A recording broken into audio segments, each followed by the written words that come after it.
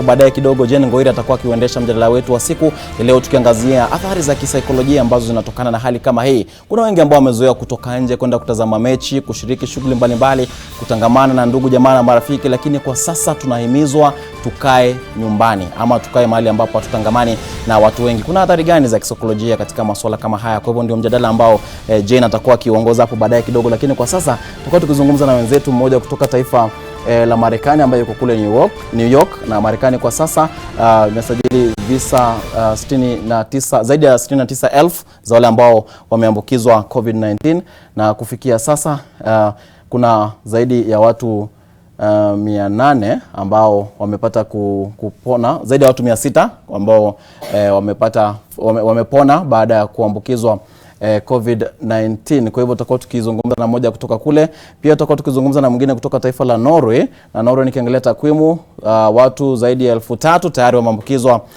COVID-19 katika taifa hilo, na pia tutakuwa tukizungumza na mwingine kutoka barani Afrika katika taifa la Misri, kaskazini ya Afrika pale juu kabisa, kaskazini mwa bara hili, ambapo kufikia sasa watu 456 wamepoteza au kunradhi wameambukizwa COVID-19, na kufikia sasa watu 21 wamepoteza maisha kutokana na COVID-19 katika taifa hilo la Misri. Kwa hivyo ningependa niwatambulishe wageni wangu ili tupate kuzungumza nao kwa sasa, ili tupate kusikia wana kipi cha kusema kuhusiana na hali katika mataifa yao. Kwa hivyo nitakuwa nikutambulisha kupitia kwa njia ya mtandao, tutakuwa tukizungumza kwa Skype na wageni wangu kutoka mataifa hao niliyowataja, ili tupate kusikia hali kwa vipi katika mataifa hayo, na najua wako tayari kabisa, nyakati tofauti, manake ukilinganisha hali ya wakati katika taifa hili na mataifa hayo, wakati ni tofauti kabisa. Kwa hivyo ningependa kuanza mazungumzo na wao, na najua wako tayari kabisa kule. Naam, asante, naona wako tayari kabisa. Naona hapa katika kiwambo hiki, huyu ni Abeid Athman ambaye yuko nchini Misri. Abeid, naamini unanipata kwa njia safi? Na asante sana Abeid. Namuona Abdul Kadir Mohamed Suleiman akiwa Norway pale juu, naye pia ananipata vizuri. Na pisha namuona Teddy Onserio akiwa New York nchini Marekani. Teddy, naamini unanipata akiwa Marekani, ambapo ni saa 10 za asubuhi. Kwa hivyo ni mapema sana, tumemrausha mapema sana. Kwa hivyo ningependa tuanze mazungumzo kidogo tu kwa kifupi, kuangazia hali ilivyo popote ambapo mlipo. Na ningependa nianze na Teddy ukiwa New York Marekani. Teddy, hali iko vipi kule kwa sasa? Kumekuwa na visa vingi ambavyo vimeripotiwa katika taifa hilo, na nimeangazia takwimu kwa sasa likiwa ni taifa ambalo liko na idadi kubwa ikilinganishwa na mataifa mengine ambayo yamepata maambukizi haya. Hali iko vipi kwa sasa? Asante sana. Hapa New York, kama unavyojua, kuna wageni wengi sana ambao hukuja kila siku. Ndio maana kesi za coronavirus zimepanda. Watu ni wengi ambao huwa kwenye barabara, lakini hivi sasa barabara ziko hakuna watu, hakuna magari. Mahala kama Times Square huwa kuna wageni zaidi ya 300,000 kila siku, lakini watu ni wachache tu, kama unaweza hesabu sasa hivi. Magari ya moshi huwa yanabeba watu kama 1,000 kila wakati, lakini sasa hivi utapata kama ni watu 20 tu. Mahala pa burudani, yani zile bars na mahala pa zoezi, gyms zote zilifungwa. Hivi sasa wanakubali tu hoteli, na wanakubali tu ikiwa unaingia kununua chakula na kutoka, huwezi keti pale. Katika hospitali, gavana wa New York amejaribu sana kuongeza vitanda, haswa vitanda vya wale wagonjwa mahututi, na wanajaribu kuongeza takriban vitanda 50,000. Manake ugonjwa unazidi kuongezeka kila siku, na imekuwa sasa ni shida kupata mahala pa wagonjwa. Naam, Teddy, hata unapozungumzia kwamba barabarani hakuna watu, hata tunazo picha za jiji hilo la New York, tumekuwa tukionyesha watazamaji picha hizo, hali ilivyo. Na ulipo sasa, nyinyi mnaruhusiwa kutoka nje? Ulipo ni nyumbani, mmezuiwa kutoka, au mna nafasi hata kutoka nje ukitaka kufanya hivyo? Tunaruhusiwa kutoka, lakini tumehimizwa sana na tumehimizwa na viongozi wetu tukae nyumbani, na tutoke ikiwa tu unaenda kufanya jambo ambalo ni la muhimu zaidi, kama kununua chakula, ama pengine watu kutoka nje, pengine kutembea kidogo, manake nyumba New York pia ni ndogo sana, huwezi kaa nyumbani sana. Naam, asante sana. Pengine tumsikize naye Abdulkadir Mohamed akiwa Norway. Hali iko vipi Abdulkadir, kule mnaruhusiwa kutoka nje au ndo mwanzo mko ndani wakati wote? Tunaona kuna zaidi ya maambukizi 1000 katika taifa hilo. Hali ni kama hivyo alivyoelezea mwenzetu kutoka New York. Watu wako ndani lakini wanaruhusiwa kwenda dukani, kwenda kunyosha miguu kidogo na kuruhusiwa kwenda. Lakini watu pia wanaambiwa popote atakapokuwa, kama wameenda kunyosha miguu, wameenda dukani, wameenda kwa shughuli nyingine zozote wanazohitajia, wajaribu kwa na ule umbali. Mwanzo tulikuwa tumeambiwa umbali wa kama mita 1 hivi, sasa imeongezwa, tumeambiwa kama umbali wa mita 2 hivi. Mtu hakikishe angalau kuna nafasi baina yako na ule mtu mwingine, lakini waweza kutoka usafiri unaendelea kama kawaida, waweza kuchukua treni, lakini kama tunaambiwa hivyo kwa vile watu wengi wameambiwa kae nyumbani, wafanyikazi hawarauki kwenda makazini asubuhi, imekuwa ni watu kidogo sana utakaowakuta wako nje. Na hivi sasa ni wakati ambao baridi imeanza kuisha, ni wakati ambao kawaida watu wengi huwa wanatoka nje, watu wanakwenda matembezi sehemu mbalimbali, lakini zimekatazwa. Watu hivi ikiwa inakaribia Pasaka, watu hupendelea kwenda milimani kule kufanya skis, lakini zile miji ile ambao kule skis zinafanywa pia wamekataa watu wasiende, na watu wamezuiwa wasiende. Kwa hivyo watu ni kukaa nyumbani. Wewe na watoto, kama watu ambao wana watoto, sasa nyumbani inakuwa ni ofisi ya kazi, inakuwa ni shule, maana watoto wanaletewa lessons ile kila siku asubuhi. Lazima uingie kwenye website ya skuli uangalie ile mtoto wako iko daraja la ngapi na amewekewa lessons gani. Sasa nyumbani ni ofisi na ni skuli na ni nursery. Kwa hivyo wakati mwingine inabidi mtu utoke nje kunyosha miguu kidogo. Hiyo inaruhusiwa, unakwenda. Hakuna curfew, hakuna sheria kwa kuruhusi kutoka. Na Abdulkadir, kidogo nikukatize. Abdulkadir, nimemwona mtoto akipita nyuma yako. Nimemwona akipita kama ulivyosema uko nyumbani, na ndio hivyo tena. Najua sasa hivi ni mwendo wa saa 3 hivi asubuhi katika taifa lako, na umesema mnaruhusiwa kutumia uchukuzi wa umma, treni na nyingine, lakini idadi ya watu ambao wamekuwa kutumia zile treni ni kama kawaida ilivyokuwa au imepunguzwa, kwamba treni haifai kujaa abiria? Imepungua sana. Wakati huwa kama hivyo, wakati asubuhi hivi huwa treni zimejaa sana, mabasi yamejaa, watu wanaokwenda na baskeli. Lakini saa hizi ukitoka nje, kama utaona mtu, ni kama hakuishi mtu mjini vile. Watu hawatoki, watu wanafuata ile amri ya kukaa ndani. Na asante sana. Abed Athman, ukiwa Misri, na mimi umewapata wa rafiki zako, umepata kusikia wenzako anachozungumzia. Hali iko vipi kule Misri kwa sasa? Tayari mshatangaziwa hali ya tahadhari kwamba msio mtoka nje? Ndio, huku Misri hali pia ni kama ulivyosikia kupitia kwa wenzangu. Upande wa wanafunzi, kwanza saizi masomo yote yamekatizwa, hakuna mtu anaruhusiwa kuelekea madarasani. Mafundisho yote yamehamishwa kwa kupitia njia ya mtandao. Kwa hivyo sasa hii kila mtu utampata yuko njiani, na walimu wanajitahidi na chuo kinajitahidi, kinatuma hizo jumbe zote na hizo mihadhara yote kwa kupitia njia ya mtandao. Kwa hivyo watu wako nyumbani kweli, lakini masomo inaendelea kama kawaida. Kwa hivyo ngamba hakuna kitu kimesitishwa, ila kwa wale ambao wanafaa kuona wagonjwa kama kina sisi, sasa kule pia tumekatazwa. Wanaruhusiwa kuwa wadaktari tu wachache. Kwa mimi nafanya upande wa saratani, kwa hivyo saratani hawa ni wagonjwa ambao ni rahisi, kwa ile kinga yao iko chini. Kwa hivyo pia hata kule sisi idadi ya madaktari tumepunguzwa kabisa, wamebakisha wachache tu waendeleze ile hali ya kawaida. Na hata wale wenye kuja kutembelea wageni siku hizi hawaruhusiwi kabisa, wote wamesitishwa.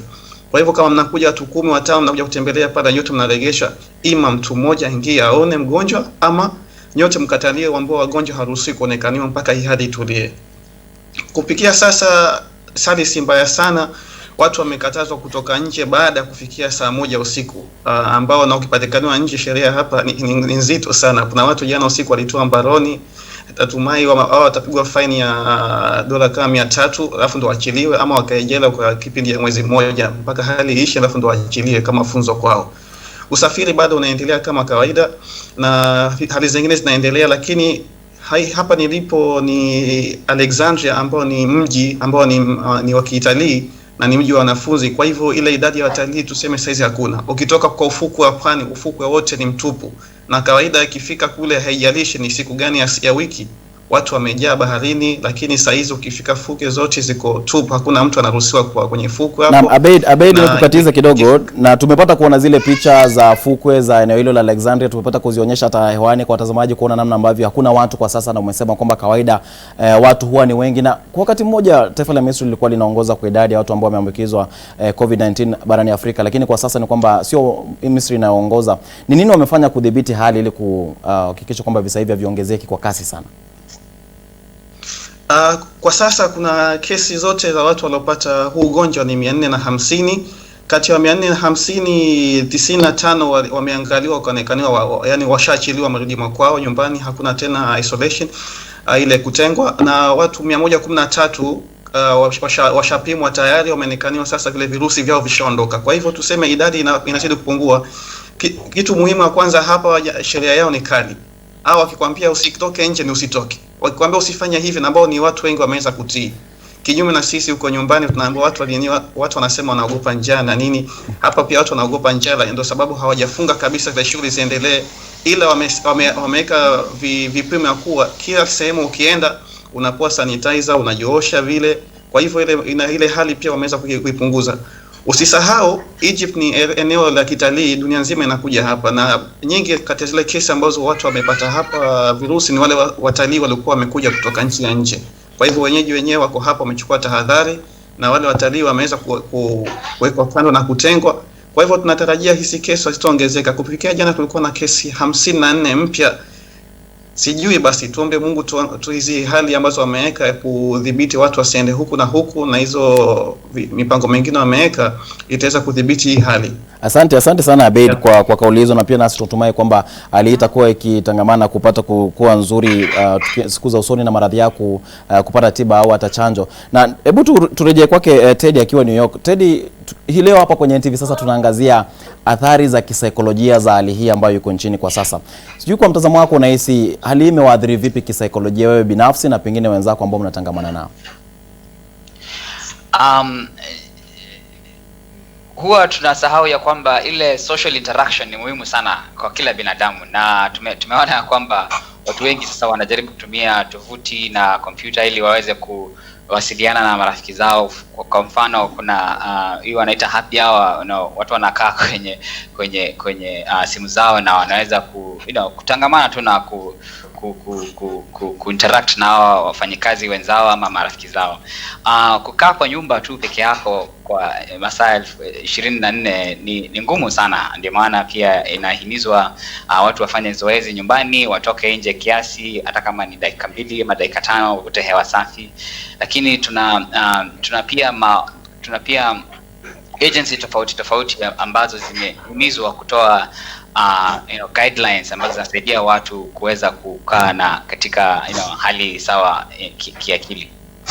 Lakini ubalozi pengine wa Kenya nchini Marekani umekuwa ukiwasiliana nanyi kwa njia moja au nyingine, pengine kuhakikisha mko hali nzuri? Hatujawasikia, manake hapa sasa tuna wale viongozi wa New York ndio wameshughulika zaidi na mabalozi ama viongozi wengine wa Kenya. Hatujasikia chochote. Ni nchi ya ndege ya Kenya Airways peke yake tuliona ilisaidia kupata Wakenya kupata ndege ya kurudi nyumbani katika ile ndege yao ya mwisho. Naam, hapo jana bila malipo. Na wewe hukutaka kuja nchini? Hukutaka kuchukua nafasi ile urejee nchini? Sikuwa nimejipanga. Naam, asante sana. Abdul Kadir, ukiwa Norway, sijui hali iko vipi nanyi kisaikolojia mmeathirika vipi? Mnapata kuwasiliana na familia zenu au hali iko vipi? Tunapata kuwasiliana na watu, na hata makazini watu. Pale mwanzo ilipo watu walianza kuambiwa wakae majumbani, ilikuwa kuna matatizo, watu ambao wamekuwa na matatizo ya kisaikolojia. Hiyo ni mambo ya kawaida, watu wengine hawawezi kukaa nyumbani. Wengine kama kina sisi sio shida sana kukaa nyumbani kuna watoto, wajua kuna changamka. Lakini wale watu ambao wako peke yao, wengine walipata matatizo, hata kuanzishwa kwa serikali ikawa inaitisha watu waje kama volunteers ambao watakuwa wakiwapigia simu wale wanaokaa peke yao kuwajulia hali. Mashuleni wale watoto wa shule wanaambiwa asubuhi kila siku, hata kama atamwandikia mwalimu wake email kusema good morning, I'm fine, ili watu wawe wanawasiliana. Makazini, watu kama kazini kwetu mfano, watu wamejipanga kwa ikifika saa 9 mchana wote wanakuja kwenye go to meeting au Skype au mitandao mingine, wanakaa kila mtu kwake na kikombe chake cha kahawa, wanazungumza siku yao imekuwa vipi. Basi wanasaidiana hivyo, mmoja kumsaidia mwenzake kwa vile hali atakaweza kumsaidia. Na sisi tunashukuru nyumbani tunaweza kuzungumza, tunawajua kukua kuna watoto wanaruka huku, wanakimbia huku, wanafanya hivi, tumechangamka. Kwa hivyo hatujayaona matatizo sana hivyo. Na Abdul Kadir umezungumzia hilo swala. Najua tunaye mwana saikolojia hapa studioni ambaye atakuwa akiangazia swala hilo hapo baadaye kidogo, tujue umuhimu wa yale mawasiliano wakati kama huu ni yapi. Lakini wewe umesema kwamba uko pale na familia, watoto, na swala la chakula liko vipi kule? Tutakuwa nikirejea kwako tueleze ugumu na urahisi wa kupata chakula ni vipi. New York tumepata kuelezwa kwamba watu hawapo kabisa barabarani, na pia mwana saikolojia wetu studioni atakuwa akielezea, manake mitaa ya New York ambayo huwa imefurika watu kwa sasa haina watu kabisa kama unavyoona katika picha hizo, na kama ambavyo wamepata kutueleza ni kuwa barabara hizo kawaida huwa zimejaa watu, lakini kwa sasa watu wametakiwa kutokuwa barabarani. Huko ni New York. Kule Norway sasa, shughuli za biashara, kupata vyakula, kuna ugumu gani na urahisi gani? Maanake kuna baadhi ya mataifa ambapo unaenda madukani na hamna chakula chochote. Abdul Kadir.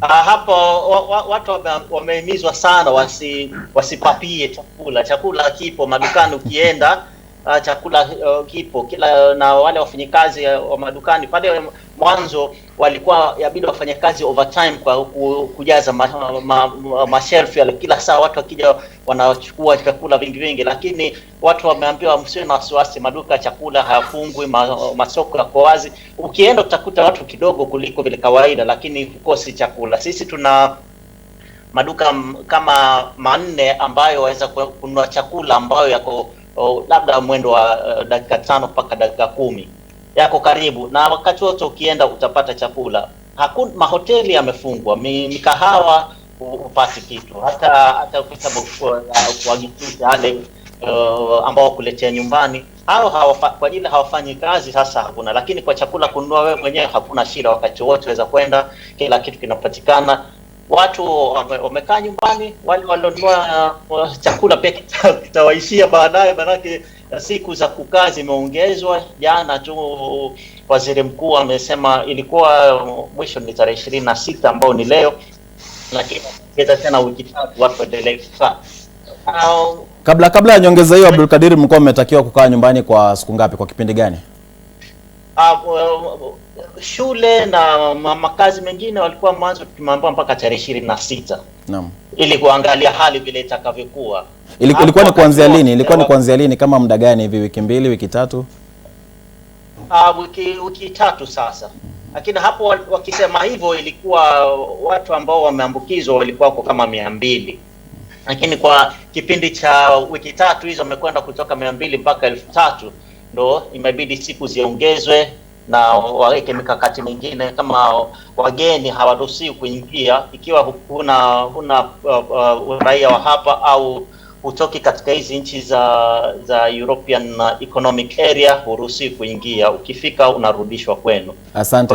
Asante Abdul Kadir. Asante kidogo tu tupate kumsikiza naye Abeid Athman akiwa Misri. Abeid, umemsikia Abdul Kadir akizungumzia swala kwamba wamekuwa kwa nyumba kwa wiki 3 sasa. Nyinyi sijui mmekuwa nyumbani kwa kipindi gani bila kutoka nje? Sasa hii ni wiki ya pili tuko nyumbani hapa, na imeongezwa tayari wiki 2 za ziada. Wamesema wanataka kuangalia ili kuona hali inaelekea vipi, lakini waziri mkuu alitoa taarifa na akahakikisha wananchi wote kuwa chakula kiko cha kutosha, na maduka ya kuuza vyakula yote bado yanaendelea kufanya kazi masaa 24, ila ukipatikaniwa nje wafaa ujieleze kwa nini umepatikaniwa nje kwa wakati huo, especially ikifika usiku ambao curfew imeanza. Lakini kwa mchana hakuna pingamizi yoyote. Na Abeid, tumekuwa tukiona baadhi ya video zinazosemekana zimepigwa kule Misri, watu wakicharazwa na polisi barabarani wakipatikana. Ni kweli mambo kama hayo yanafanyika? Ni kweli, kwa sababu hawa sheria zao huwa hawapendi kabisa watu wazikiri. kuna sio kucharazwa huko, si rahisi kucharaza mtu. Watakufuata tu ile kistaarabu, watakuuliza unafanya nini. Umeshindwa kujieleza, sasa hapo utashikwa. Kama yule picha ambayo nafikiri inaenea mtandaoni, yule jamaa alikuwa amekaa tu hapo anapiga picha awajulishe wenzake, jamaa angalieni huku hali ndio ilivyo. Ikamwangukia yeye kipande sasa. Kwa hivyo imebidi sasa yeye itabidi atuelezee yeye tena kumekuaje uko ndani alipotoa mbaroni sasa. Kwa hivyo tunamwombea tu wamsamehe, ni binadamu, kila mtu hana ile la kazi ya kufanya. Tuombe Mungu tuone kama ataachiliwa. Naam, Abedi, wewe ni mwenyekiti wa shirikisho la wanafunzi wa Kenya ambao wako kule Alexandria, na naamini kwamba umepata kuwa unasema nao mara kwa mara. Hali yao kisaikolojia iko vipi, kiakili wameathirika vipi na hali hii kufikia sasa? Maana wiki 2 mmekuwa ndani, zimeongezwa nyingine 2. Kusema kweli sio hali rahisi. Watu kidogo wako na ile taharuki, wasiwasi na hofu imewajaa, kwa sababu wengi wetu ambao tuko hapa hatukuja kwa biashara. Sisi wengi ni wanafunzi hapa, na wengi ni sio kwa wanafunzi, ni wale wengi tumekuja hapa kusoma, kuongeza ujuzi. Na zaidi ya asilimia 80 ambao tuko hapa ni madaktari. Wale wengine ni watu wa kutoka wanafanya uhandisi na ualimu na tofauti tofauti. Kwa hivyo ni ukiangalia mtu wengi wao ni madaktari, lakini pia ukiwa daktari pia kuna hofu. Pili, kuna taharuki kutoka nyumbani, watu wanaambiwa kuwa warudi nyumbani. Hasa unashangaa county inasema watu warudi nyumbani, kwa sababu wengi ni wafanyakazi wa serikali ambao tuko huko. Inatuambia watu warudi zao nyumbani. Unashangaa utarudi vipi nyumbani? Mwanzo Misri imepiga marufuku ndege yote kuingia na kutoka saa hii zaidi ya wiki. Kuna watu ile siku ya mwisho wameenda wakaregeshwa. Sasa unashangaa huku county na kuhimiza, wanakuambia mshahara itakusimamisha. Kwa hivyo watu wanazidi kuwa na wasiwasi, wanaogopa mishahara itasimamishwa. Kwa hivyo tunaomba kaunti zote ambao wanafunzi wao ama madaktari wao ama wengine wao wako huku wasisimamishe mshahara ya hawa watu, kwa sababu hata wakisimamisha huku hakuna njia tutakavyoendelea na maisha, kwa sababu hiyo ndio ni njia ya pekee watu wanatarajia wapate pesa kutoka nyumbani waweze kujikimu kimaisha yao. Kwa hivyo wakisema watasimamisha kazi ama watasimamisha mshahara, hiyo ni unazidisha hiyo home inakuwa mara 2. Sasa mtu hujijui ufanye nini. Hasa ndio pale utaona watu wamepata depression ama hofu inazidi kuwa. Kwa hivyo tunafaa watuelewe. Upande wa serikali tunawasiliana na ubalozi, tumekuwa na wao kwa ukaribu, wako na sisi, wanatusaidia tukitaka ujumbe yoyote. Kwa hivyo so far tunaona yani hali, tuombe Mungu tuwe nzuri, kwa sababu kuna ushirikiano mzuri baina ya watu wetu na serikali. Kwa hivyo tunaendelea tu, tunaomba Mungu hali itulie kwa haraka. Na Abedi, pengine swala lingine moja, manake wewe unawasimamia wanafunzi na unajua hali zao, masuala ya fedha, mnahitaji fedha kununua chakula na vitu vingine vya pale nyumbani. Mnatoa wapi zile fedha kufanya vile, ama serikali pia unanunulia baadhi ya vile vitu ninyi ambao ni wanafunzi? Uzuri especially hasa sisi ambao tuko huku Alexandria, wengi wetu walikuwa ni wafanyakazi tayari. Kwa hivyo ni mtu ambaye tayari alikuwa ashaanza kufanya kazi kwa kipindi cha miaka 3, miaka 4 hivi. Kwa hivyo mtu amekuja huku kuongeza ile ujuzi. Na kuna baadhi nafikiri hata hawafiki zaidi ya 5 wale wa undergraduate ambao wako hapa, lakini wengi wale wako kwa mikono ya serikali. Kwa hivyo wao wanaendelea tu kama kawaida. Kwa hivyo watu wanapata mishahara, wengi wanapata mishahara kutoka kwa serikali. Wachache ambao hawajajiliwa na serikali bado wanaendelea kutumia hela kutoka kwa wazazi wao. Sasa hao ndo kidogo hofu yetu ndo iko kwa wao, kwa wale ambao hawapati mishahara, ambao wanangojea hela kutoka kwa wazazi wao, kwa sababu tunajua pia Kenya sasa hali si hali, na pengine watu wanaweza silipe mshahara. Hao ndo watu kidogo ambao tuko na hofu na wao, lakini tunafuatilizia kwa karibu. Tunaomba Mungu kuwa ili swala la kihela tunaweza kulitatua bila shida yoyote, lakini kwa sasa hakuna shida na uhaba wa chakula. Na asante sana Athman. Abdul Kadir, unapata kumsikia Athman na hali ilivyo kule Misri. Sijui kule Norway ukiangazia hali ilivyo, na wewe mwenyewe ukiangazia hali hapa nchini, maana yake najua umekuwa ukifuatilia taarifa za hapa nchini Kenya. Unaweza kutoa ushauri gani kwa Wakenya kwa sasa, wakati ambapo kufikia sasa kumeripotiwa visa 28 hapa nchini Kenya, na mmoja tayari amethibitishwa kwamba hana virusi vile baada ya kutibiwa? Ushauri ambao labda naweza kwa Kenya ni kuambia watu wafuate zile sheria zilizowekwa. Hizi sheria zinawekwa kwa sababu maalum. Kaeni nyumbani. Ni shida, ni matatizo kukaa nyumbani, lakini kama vile nilivyoona hapa Norway, mambo yalivyobadilika kwa siku kidogo, imekwenda kutoka 200 mpaka 3000 kwa siku kidogo. na kama hivi inasikitisha, inaogopesha. Sasa sisi tuna ile tabia ya kujifanya sisi ni mahodari, ni mashujaa, hatuogopi mambo hayo.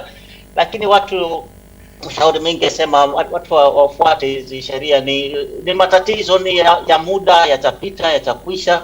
Lakini ikiwa tutapenda watu wetu, tutajipenda nafsi zetu, tutapenda familia zetu, hatujui nani tutakutana naye nje. Na wajua watu wanaambiwa ukianza kukohoa, si ukianza kuwa na koo na kuuma, hapo zishapita siku nyingi. Watu wengi wanaambukizwa na watu ambao hata hawawajui. Mwandishi mmoja wa TV alisema yeye hajakutana na mtu yoyote ambaye anamjua amepata hivyo virusi, lakini yeye mwenyewe amevipata virusi, hajulikani amepata kutoka vipi. Sasa hujui nani unayekutana naye, bora ukae nyumbani, ubaki nyumbani salama. Asante sana Abdul Kadir kwa ushauri huo. Anasema woga ni ngao, na ndio hivyo tena, tusijifanye mashujaa mbele ya virusi hivi. Na tukielekea kwa Teddy on serious, una ushauri gani kwa Wakenya tukimalizia? Hivyo tu mwenzangu alivyosema. Pengine kuongezea ni kwamba tunajua watu wengi sana wanategemea kutoka nje ama kuuza bidhaa fulani ili wapate riziki. Kwa hivyo ningehimiza wale ambao wana uwezo waweze kusaidia wale ambao pengine hawana kazi sasa hivi ama hawana uwezo wa kupata chakula. Na hapa New York nafurahishwa sana, manake zile NGOs ni mingi sana. Tunapata watu wananunua vyakula na kupelekea wale ambao hawana manyumba ama wale ambao pengine kazi zao zimesimamishwa.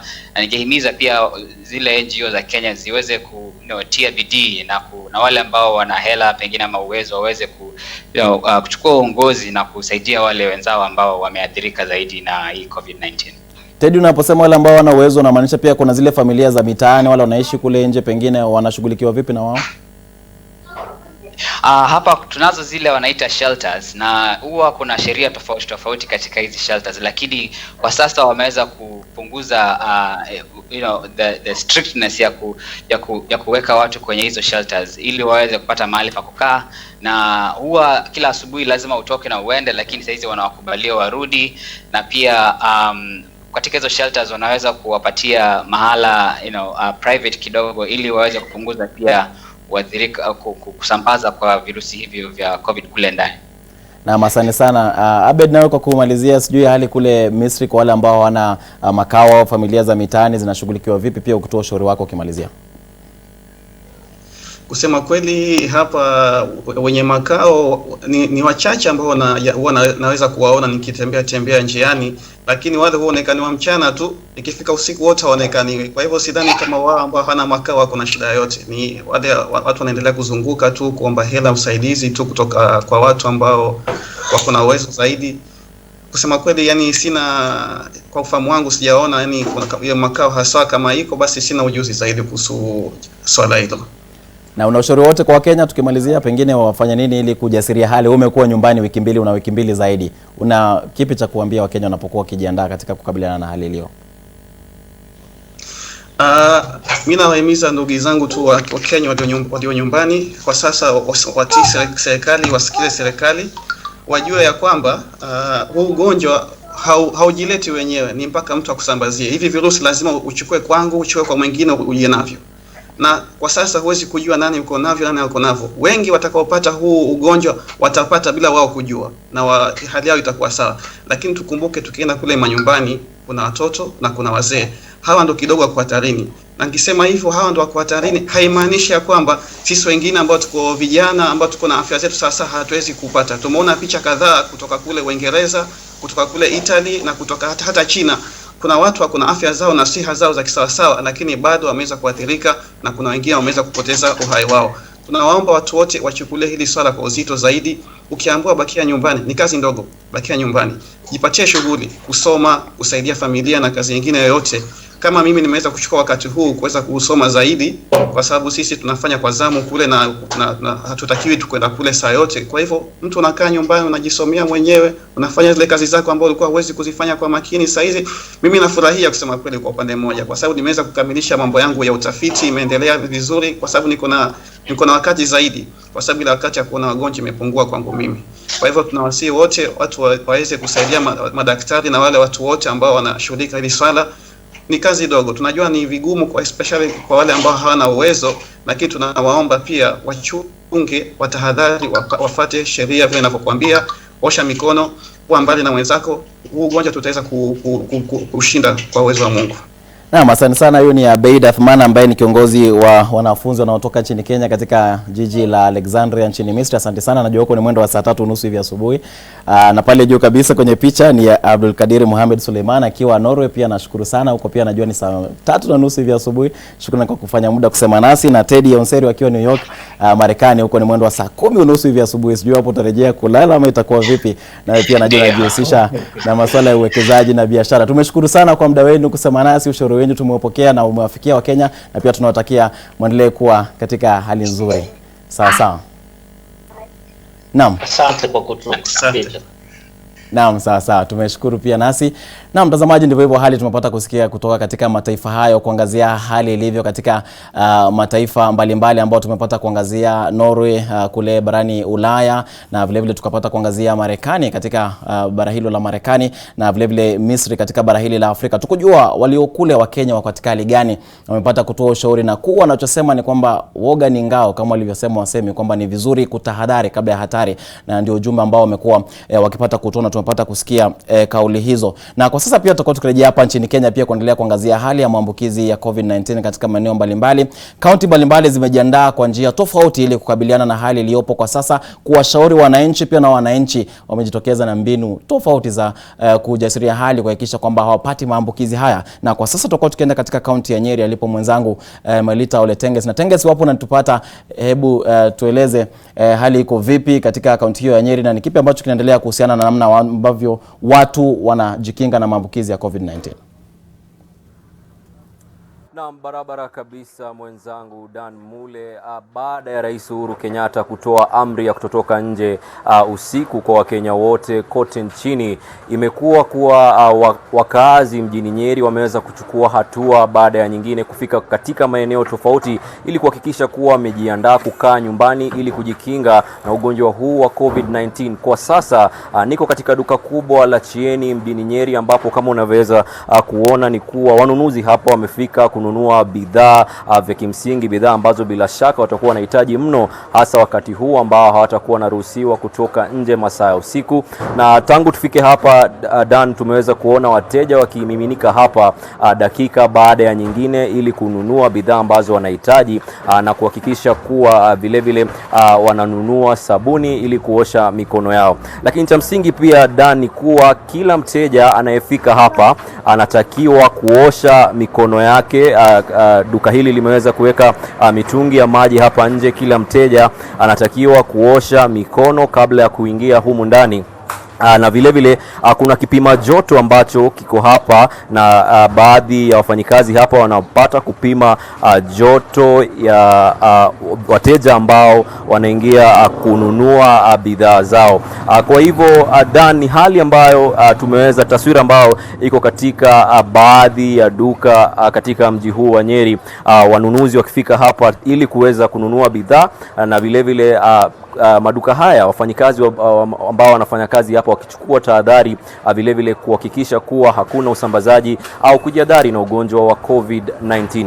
Dan Mule, wacha nizungumze sasa na meneja wa duka hili apate tu kutueleza hali iliyoko kwa sasa.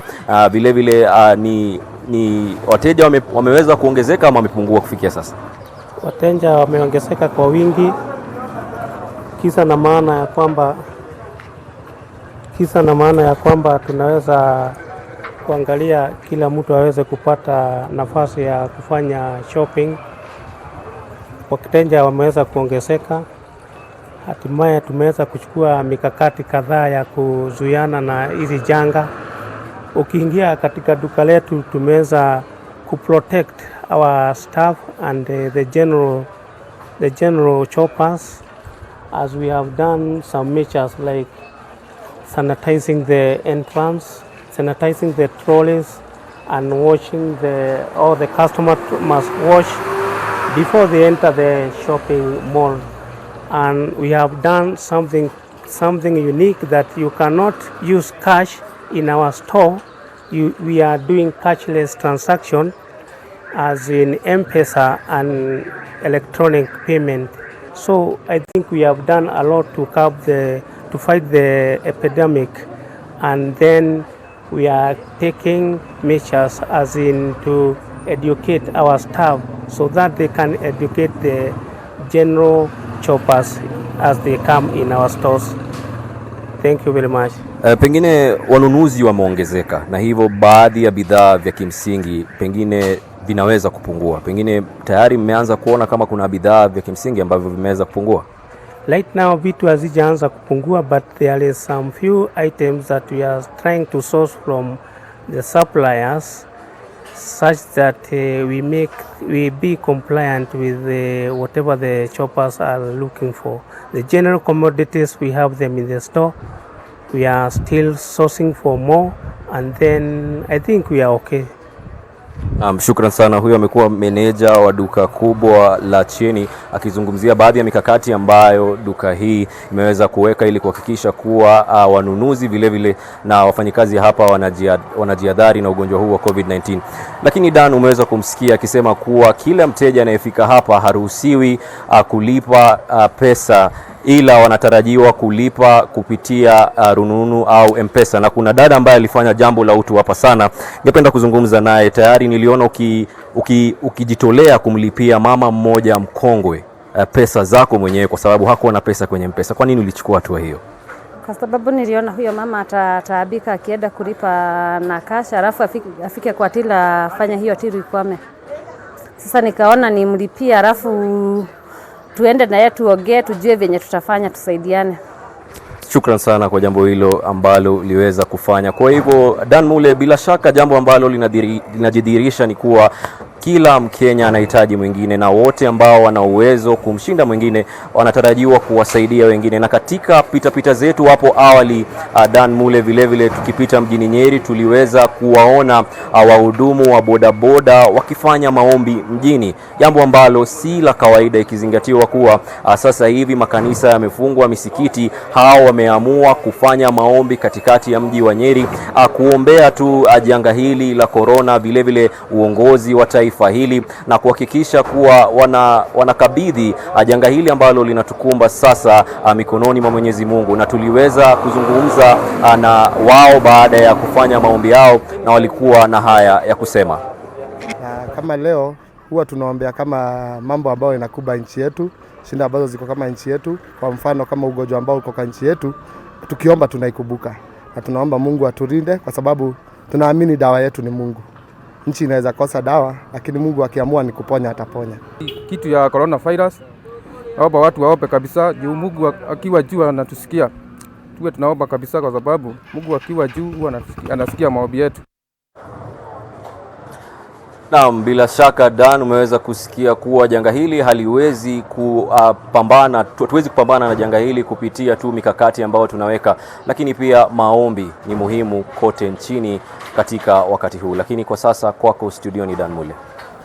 Na basani sana Melita, na pia nimeona naangalia vipimo vya joto kwa wote ambao wanaingia katika duka hilo, na ndio baadhi ya mambo ambao wanafanya ili kuhakikisha kwamba wanakabiliana na hali ilivyo. Mtazamaji, na kumbuka kwamba bado mjadala wetu wa siku ungalipo kuangazia athari za kisaikolojia kutokana na maambukizi ya COVID-19 ulimwenguni na hapa nchini. Na swali ambalo tunakuuliza hii leo, je, agizo la kutotoka nje usiku kuanzia Ijumaa unalichukuliaje? Hii ni mojawapo ya mikakati iliyotangazwa na Rais Uhuru Kenyatta hapo jana kama mojawapo ya kupunguza au kuzuia maambukizi ya COVID-19 humo nchini, kwa kuwataka wananchi kutokuwa nje kuanzia mwendo wa saa 1 usiku hadi saa 11 asubuhi, kumaanisha kwamba usiku kucha watu wawe manyumbani mwao ama wawe nyumbani wakifanya shughuli zao za nyumbani na wasikue nje, isipokuwa wale ambao wanatoa huduma muhimu zinazohitajika kwa wananchi. Kwa hivyo una mtazamo gani kuhusiana na agizo hilo la kutotoka nje? Weka kauli zako, hashtag ikiwa ni NTV sasa @JenNgwiri_official @Dan Mule, na nitakuwa nikisoma baadhi ya kauli hizo. Lakini kwa sasa nawapelekeni kwa mwenzangu Jen Ngwiri kuanzisha mjadala wetu wa siku.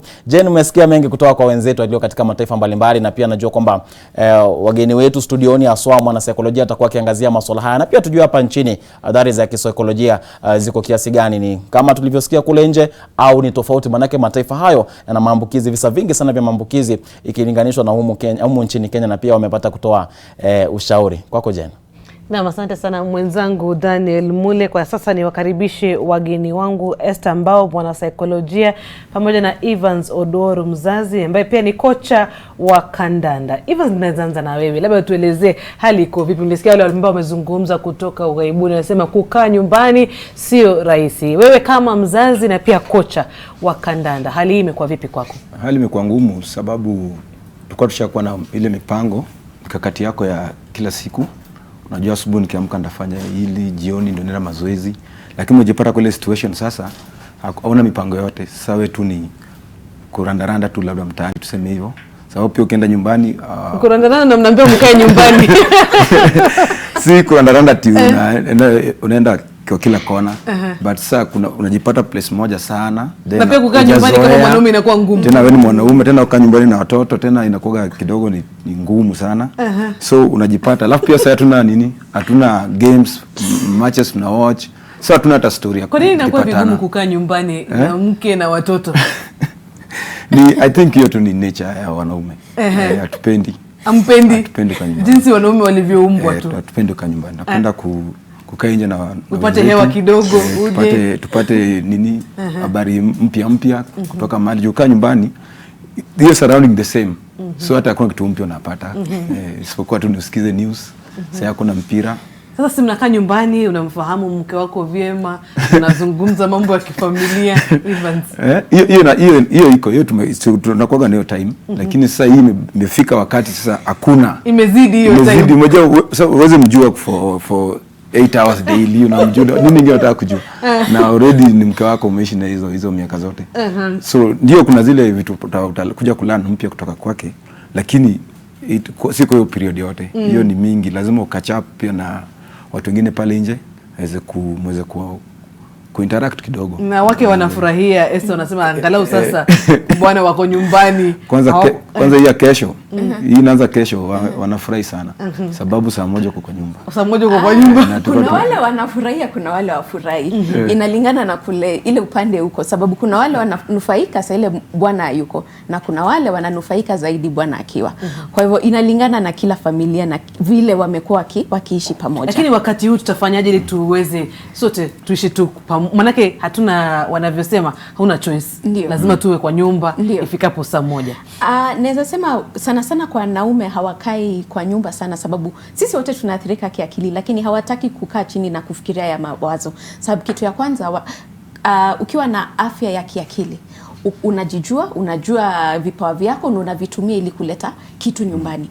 Unapata katika kila siku unaona matunda yako. Na pia ukiwa na afya ya kiakili uko katika kijamii. Kwa hivyo ukianza kujitenga ili unaamua ukae nyumbani, unaanza kusumbuka kiakili na kimawazo. Pia kuna hofu. Tunaweza sema pia watu wamekasirika. Maana ukizungumzia hofu, hata jana ulipomsikia Rais Uhuru Kenyatta akizungumza, alianza na kusema ninafahamu kwamba Wakenya wako na wasiwasi. Hapo ulipo. Mwanzo na wasiwasi kuhusu hofu ugonjwa huu. Maana unaweza kuwa umejikinga lakini ugonjwa bado unaweza kukupata. Kisha kuna hofu ya kazi yangu iko salama. Na nataka tuzungumzie hayo. Kuondoa hofu fanyeje na athari yake ni gani? Kwanza kuondoa hofu, unafaa uitikie uko na hofu. Na ndio maana ninaambia watu ni sawa kusema siko sawa. Tuanzie hapo. Ukitikia hauko sawa, tunaanza kuangalia ni nini unaweza fanya katika kipawa chako ili kwanza kupunguza hiyo hofu. Watu wana hofu ya kwanza kiuchumi, watu wana hofu ya kikazi, watu hata wana hofu ya kukaa tu sababu hawajazoea. Zile stress tulikuwa nazo za kitambo, tuseme ya traffic, watu wanaomba hiyo irudi. Saizi hofu ni kiuchumi, kweli ama uongo? Maana umezoea kwamba kesho nitaamka nitafanya hii, kesho nitafanya hii. Na nitapambana na traffic, na nitaenda kazini, na labda tutapigana na mkubwa, na nitakula chakula cha mchana, na nitafanya kazi, jioni nitakutana na marafiki wangu. Hizo ndio zilikuwa stress za kawaida. Lakini sasa maisha yetu ya kawaida imetingizwa. Na sisi peke yetu, ni dunia nzima. Kwa hivyo pia kuna ile sense ya hakuna mtu anaweza tusaidia hii wakati huu. Nani atatusaidia? Mimi mwenyewe nasikia siwezi jisaidia, niko na watoto, niko na bibi, nilikuwa na hii mipango, mwisho wa mwezi landlord atakuja kuitisha kodi, kuna hao watoto wako nyumbani wanakula, na unajua wanakula hata zaidi juu pia wako na hofu. Watoto si ati wako sawa pia wako na hofu zao, wanafaa kuwa shuleni saa hizi, lakini hawako shuleni. Kwa hivyo pia wanashindwa ni nini inaendelea. Wakienda nje kucheza, unawaambia kaeni kwa nyumba. Na kwa watoto kucheza ina manufaa kama vile sisi tukienda kazini. Kwa hivyo sisi wote tukikaa hapo tuko na hofu. Kwa hivyo tunafaa kuanza kuangalia ni nini tunaweza fanya kama jamii ili tupunguze hiyo hofu. Kitu ya kwanza tunafaa kurudi kwa misingi ile ya kawaida. Tulale vyema masaa 8, tukule chakula ya manufaa, a balanced meal, na sisemi tununue chakula ya bei ya juu. Sasa pia uchumi imeanza kuenda chini. Kwa hivyo pia unaangalia mfuko wako, but unaweza pata chakula za afya bora na hiyo bajeti yako. Pia ukunywe maji ya kutosha. Ya 4, uanze kutengeneza routine. Ile tunasema sasa juu hii ndio maisha ya sasa, tutafanya nini? Hii saa tutafanya nini? Hii saa nyingine tutafanya nini? Watoto watasoma saa ngapi? Hata sisi watu wakubwa tutafanya kitu kipi ile tusikie ni kama bado tuna umuhimu. Hivyo basi uwe na ratiba. Nataka ushikilie hapo tu Esther. Tuelekee katika majengo ya bunge ambapo wanaelezwa kama maspika wa bunge ya kitaifa na bunge la seneti wanazungumza na wanahabari kwa sasa. But as you know, the rules allow for sufficient cause, either the leader of the majority party or the leader of the minority party to write to either speaker requesting for a special sitting or a recall of the house or any of the houses to debate or deliberate on a specific stated business. That has not happened as yet, and therefore the two houses continue with their short recess. But as you know, the matter of the COVID-19 pandemic is one that is of great moment in the country and indeed in the whole world. And there are certain pronouncements that have been made, and we also, as leadership of the institution of Parliament, have been called upon to come and make some announcements. We will speak on behalf of ourselves as the two speakers of the two houses of Parliament. And therefore, I'll call upon my colleague, my brother, the Right Honorable Ken Lusaka, to come and make the appropriate announcement. My brother. Thank you very much, my brother Justin. Like you have been told, all of us are aware of what is going on in the world and Kenya. And the president yesterday did make some pronouncements and called on other leaders also to take a cue, because this time calls for individual sacrifice and collective sacrifice. And we have consulted with my brother here, and like he has said, we speak up for ourselves because we are on recess, and members of Parliament and both senators and members of National Assembly are still away. And we have also agreed that we are going to take a salary cut of 30% of our salary for the next 3 months until the situation improves. But for members of the National Assembly and members of the Senate, consultations are also going on, and in due course we'll also be telling the country on measures that will be taken both as individual members of the National Assembly and Senate and as an institution of Parliament on how we can also support this process or support what the President has called on us as leaders to do. So we have committed ourselves, and like I've said, and we'll be telling you in due course other measures that we shall be taking both as members of the National Assembly and Senate and as an institution of Parliament. I think that is the announcement that we wanted to make. Maybe we'll take a few questions. Okay. Question, Chris Dever from KTN. I know the Speaker is the chairman of the Parliamentary Service Commission, which really handles the matters to do with the salaries and remuneration of members. I don't know what will be your position since you are the speaker. And the second question will be, we've seen efforts by some members of parliament are trying to write to the majority of the National Assembly so that he can collect the signatures and seek for a special sitting. If that was to happen, how will you ensure that you observe the rule of the social distancing, knowing that the members will finally be in the House? Thank you. Unfortunately, I touched my face. Thank you, Chris. In fact, there is no requirement for members to collect signatures. All that is required is to state the business that that the House needs to be recalled for a special sitting to come and transact.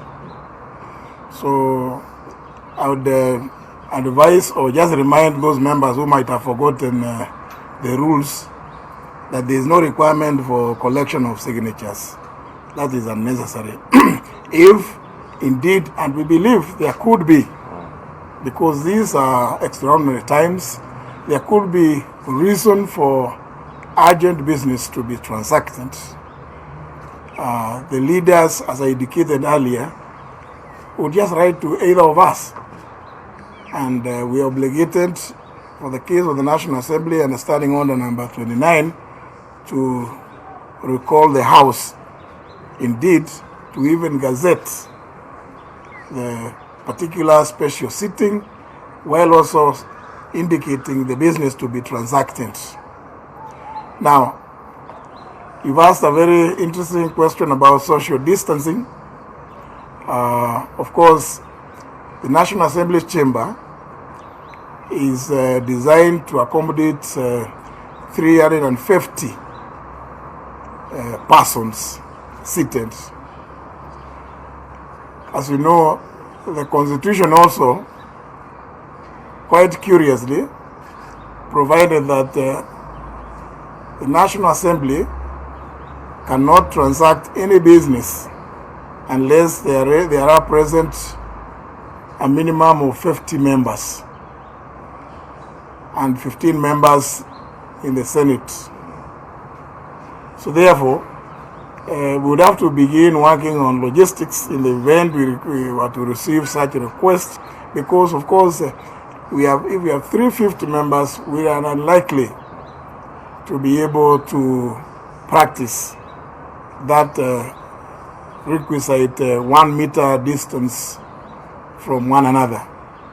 And of course, we cannot also be oblivious to the fact that some members are a bit scared of congregating. So when the time comes, I'm sure our technical staff will sit with us and advise how best to deal with such a request should it arise. But I believe it should be arising. Yes? My name is Gashuri from Citizen TV. Two questions. One, some of the tax measures that the President talked about yesterday are effective 1st of April 2020. And if the House does not sit before then, can these measures be implemented? Number one. And number two, do you think, in your opinion, as the speakers, the House is broke a bit too early before maybe offering a substantive solution legislatively on some of the situations that we're finding ourselves in over this coronavirus pandemic? Well, if I could start with the last, whether the House is broke too early. Remember, our own calendar for the National Assembly was such that we were due to go to recess on Thursday, 19th of this month. And therefore, really adjourning on 17th cannot be said to have been too early, given the fact that the first announcement on the first case had already been made.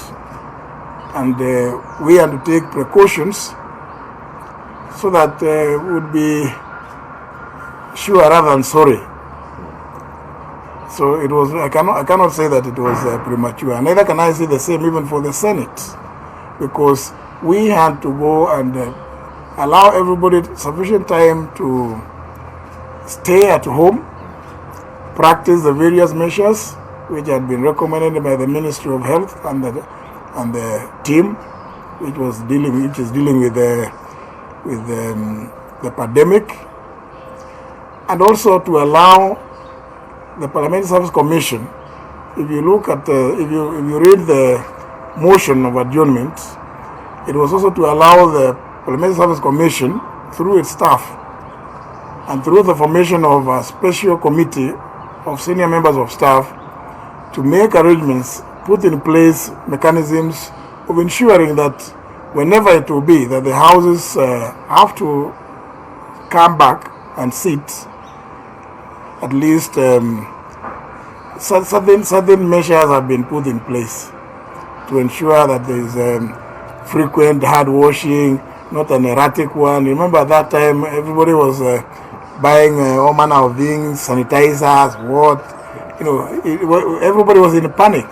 But now we've had sufficient time to reflect on what needs to be done, and I'm happy to announce that the staff of Parliament have done a commendable job and put in place mechanisms, fumigate in most of the places, the two chambers, all the committee rooms, so that at least everybody, whenever we are required to be back, everybody will feel safe and secure in the knowledge that no infections could come by their way while sitting either in the chamber or in committee. But of course, the challenge is that one of social distancing. Francis, you raised the issue of measures raised by the President yesterday, coming into place from 1st of April. That is not a challenge. That is Wednesday next week. It is not a challenge.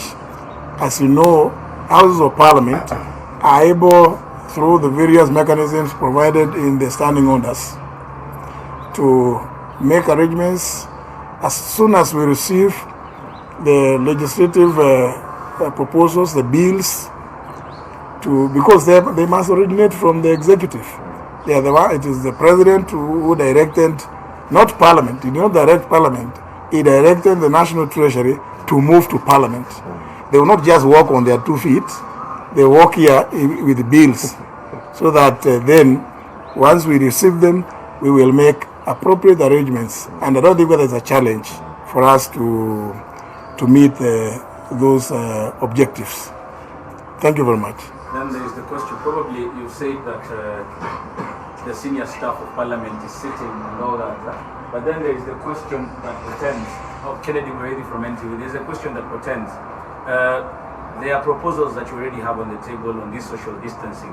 And is it a probability that maybe there are those particular committees that are tasked with this duty of probably looking into the bills? Are they the same people that you want to call and achieve the probably recommended 50 to pass such a bill, or there are others that are on the table that have been put forward to you by the senior staff of Parliament? For purposes of processing bills, there is a particular space for committees, but there is ultimately decisions by committees must have the full authorization of the House sitting as a House.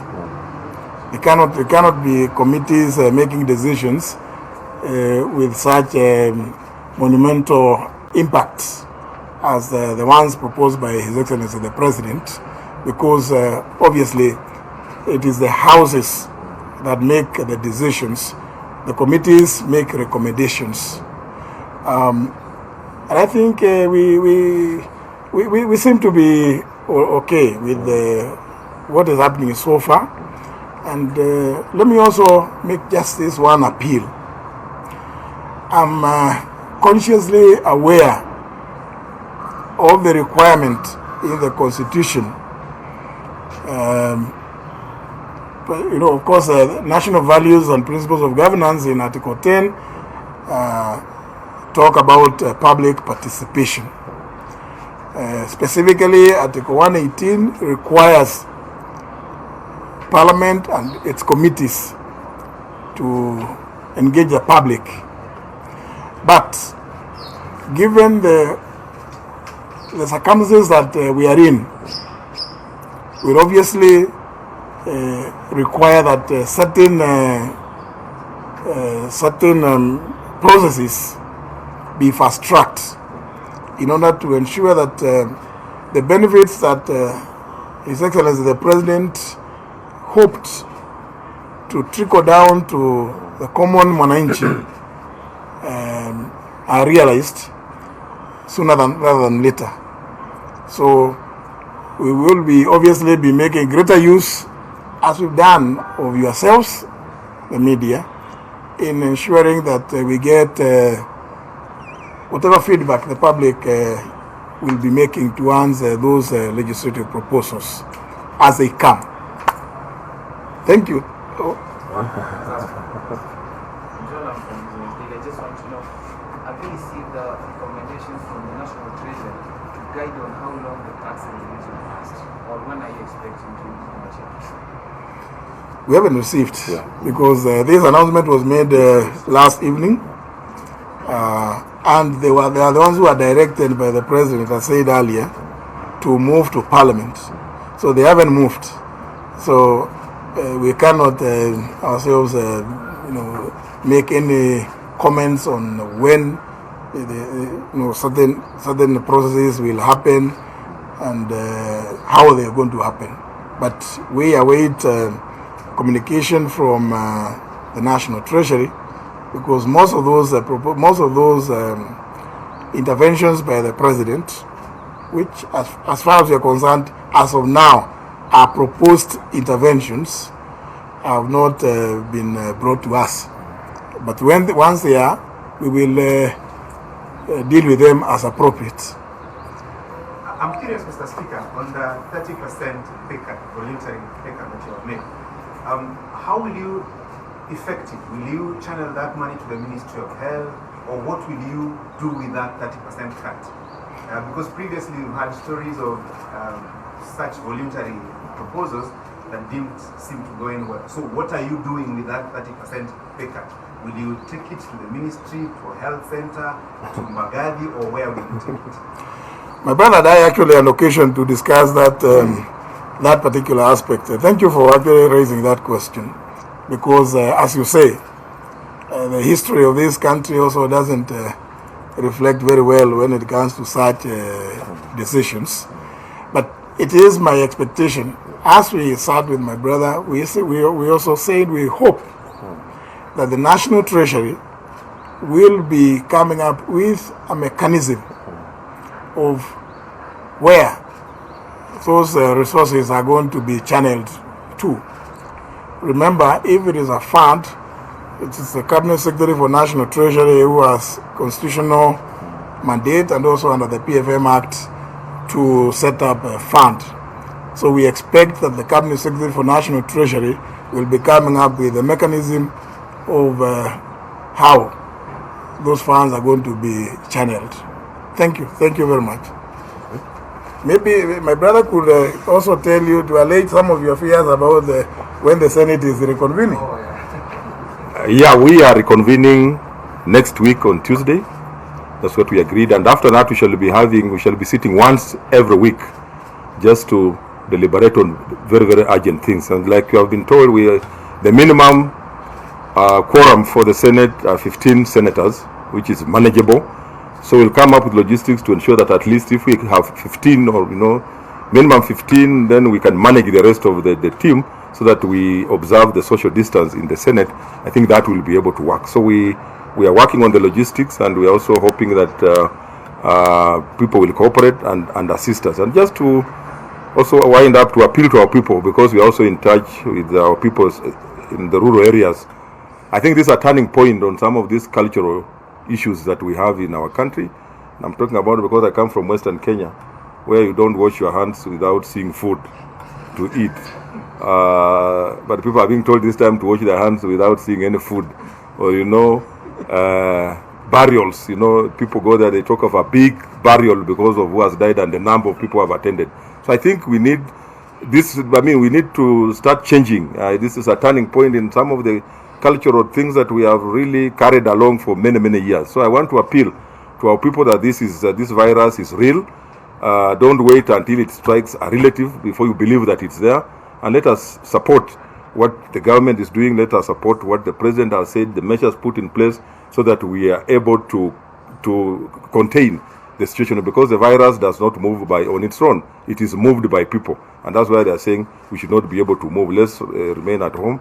In any case, this has also given us an opportunity to bond as families, so that we are able now to stay at home longer than we have done. And that becomes our schedule now going forward. So thank you. Speaker, I understand that before the pay cut is effective, you have to officially write to the responsible institution. Just want to know, when are you going to do this? Because I'm sure they won't rely on what you're telling us. Right? No, we are going to do that immediately. We are responsible people. We cannot address the whole country just to lie. That will be very unfortunate. We are people of integrity.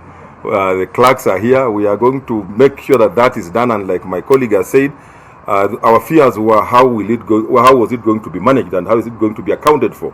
So that's going to be also put in place, like my colleague has said, at the National Treasury, so that everybody knows how much has been collected and where it's going to be channeled and exactly what it's going to do. So we are going to do the necessary write-up to ensure that this is effected.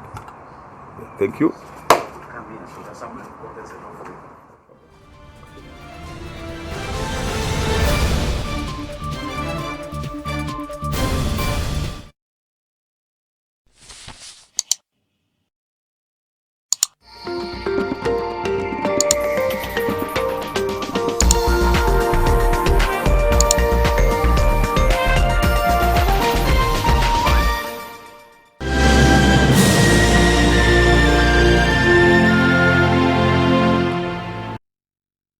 Swaddling needs a blanket and helps your baby feel safe and secure as she adjusts to life outside the womb. Spread your baby's blanket out on a flat surface. Place your baby face up on the blanket. Their head should sit above the folded corner. Straighten your baby's arms, then take the sides of the blanket and wrap it over their arms and chest. Loosely twist the bottom of the blanket and tuck it underneath your baby. At this point, your baby is fully covered. Kiss Kids, no rashes.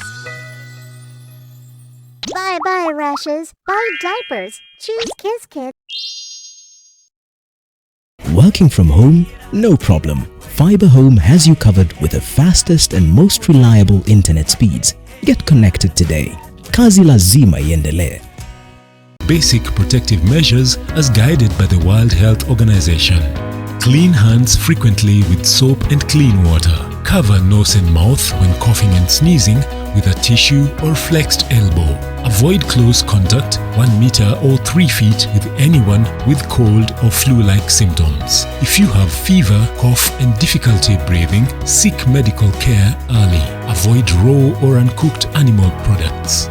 Help the world put an end to the spread of respiratory diseases by sharing this message with a friend. Message brought to you by Sour Herbal Family Bath Soap. To achieve great things in life, you must do little things every day, like the 1, 2, 3 with Colgate. 1, wake up, wake up. 2, brush up, brush up. 3, smile through your day with a fresh breath and strong tea. Smile through your day with a fresh breath and strong tea. Do the 1, 2, 3 with Colgate and give yourself a future to smile about.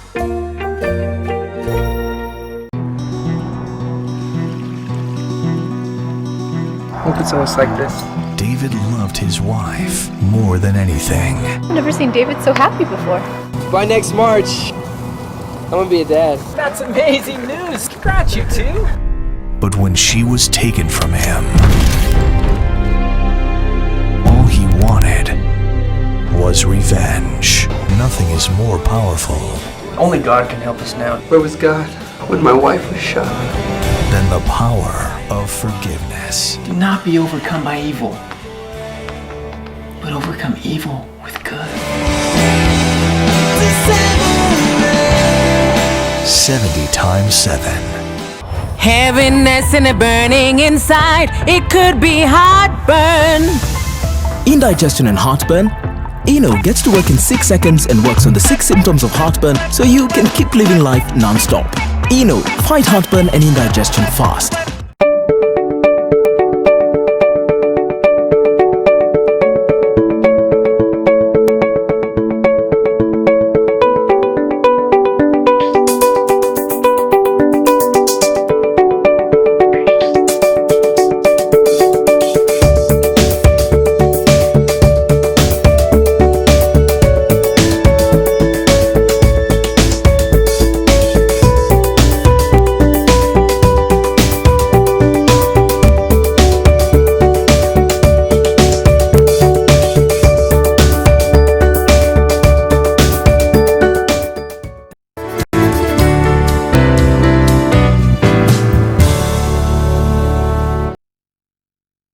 Stay safe. Go digital.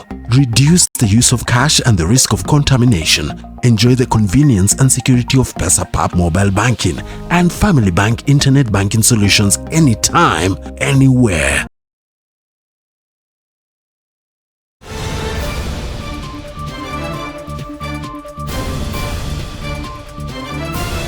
Na karibu tena kwa NTV. Sasa tunaendelea na mazungumzo yetu, tunazungumza kuhusu athari ya janga la corona kwa saikolojia.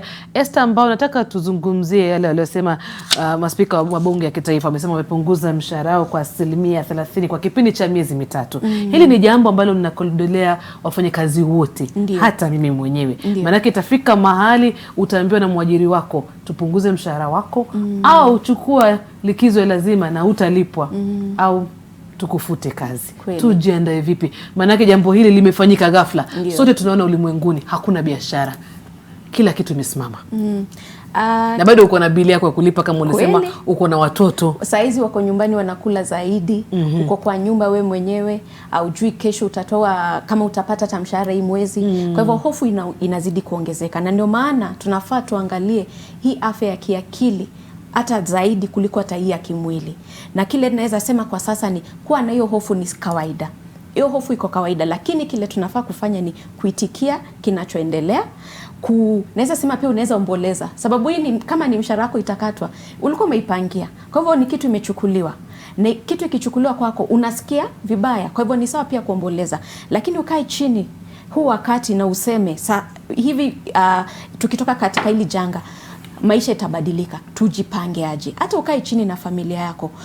Tukienda mapumzikoni tulikuwa tunasema pia tuongeleshe watoto wetu. Watoto huelewa, lakini unafaa ueleze kwa lugha wanaweza elewa. Lakini watoto si ati watakuamilia pale ati juu tulikuwa tumezoea kukula nyama kila siku, lazima tule nyama. Ni ukae chini uwaelezee. Lakini wewe mwenyewe kibinafsi, kaa chini, uitike kile kinachoendelea, anza kupanga. Sababu mhenga alisema usipopanga utaanguka. Lakini kuzuia kuanguka uanze kufanya nini? Kujipanga. Na ukisema kujipanga sasa, kwa mfano sasa tuanze kufanya nini? Kama unaangalia katika maisha yako nini unaweza punguza. Kama ni kichakula, kama ni tuseme kutumia magari, kama ni kutumia bills za aina fulani, unaangalia ni nini unaweza toa. Kama una ile pesa ulikuwa umetenga ya kujivinjari. Saizi unasema wajua nini kujivinjari, tunaweza tafuta vitu za kufanyia hapa nyumbani, haitakula pesa. Hii pesa tuweke labda tuseme kwa shule. Unaangalia kama tulikuwa tumesema tutafanya 1 2 3 maybe mpango fulani, tunasema tuweke kwanza kando ili tuone tusipopata pesa ya shule tunaweza tumia hii pesa ili watoto waendelee kusoma. Kwa hivyo ni ukae chini uangalie katika wewe mwenyewe ni nini katika maisha yangu naweza badilisha. Na kuna vitu unaweza badilisha vidogo vidogo. Hata kununua airtime unaweza punguza na 500, na hiyo 500 useme uweke kwa chakula. Unaweza sema chakula tutabadilisha hiki tukue tunakula hivi. Na ukielezea watoto na mjipange kama familia, mtaweza kupitia hili janga na mtoke kama tamko bora zaidi kuliko vile tulivyoanza. Evans, manake wewe ni mzazi na ulikuwa unatuambia kwamba unategemea kandanda kupata malipo. Wale watoto mwanzo ulizungumza nao ukawaelezea kuanzia sasa siku ile. Manake kama ukiangalia mchezo wa kandanda lazima muwe kwa karibu. Na pia kama mzazi umejiandaa vipi? Vile serikali ilitangaza kuwa kuna michezo tena, tuliweza kuwa mkutano na wachezaji na kuweza kuelezea juu tuliambiwa until further notice But sasa tunaona ni kama imeingia kwa nini, inabidi itaendelea kuwa hivyo. Sasa tuliwaambia mtu anaweza fanya tu mazoezi yake akiwa peke yake, lakini sikuwe mazoezi ati wakiwa pamoja, ikiwa wengi, vitu kama kufanya road work ama kwenda gym, ili keep hiyo fit na pia imsaidie kiakili, asikuwe ana miss hiyo nini, na mwili pia isikuwe ichoke sana kama afanye ile kitu amezoea kufanya kila siku. Basi kama ni kama kwa nyumba unaweza amua tu kupepeta. Unaweza kwa nyumba hata ufanye sit ups, press ups. Yaani mwili kama sasa nimeona kuna press up challenge watu wanafanya. Mwili na shida moja, inakaa iko programmed kama iko programmed. Kuna time yake ikifika inadai kitu fulani. Ni kama mazoezi ni kama pia njaa. Sasa nyingine ukikaa hivi unaanza kusikia inasija kula. So the more pia ufanye mazoezi, ulikuwa unafanya na umekatiza, utafika hiyo saa utaanza kusikia kuna kitu sijafanya leo. So ndio uweze kufanya ni kufanya mazoezi yako kidogo ukiwa hapo nyumbani, ama uende pale kwa gym, ama uende kwa mlima kidogo ama kiwanja, uzunguke lap zako, ndio at least ni kama udanganye mwili umefanya kile kitu. Na wewe mwenyewe tu, kabla sijakuja kwako Esther, wewe mwenyewe umejiandaa vipi? Maana ulikuwa unategemea kwamba utalipwa marupurupu baada ya kufanya mazoezi ama kuandaa wale watoto kwa mechi kadhaa.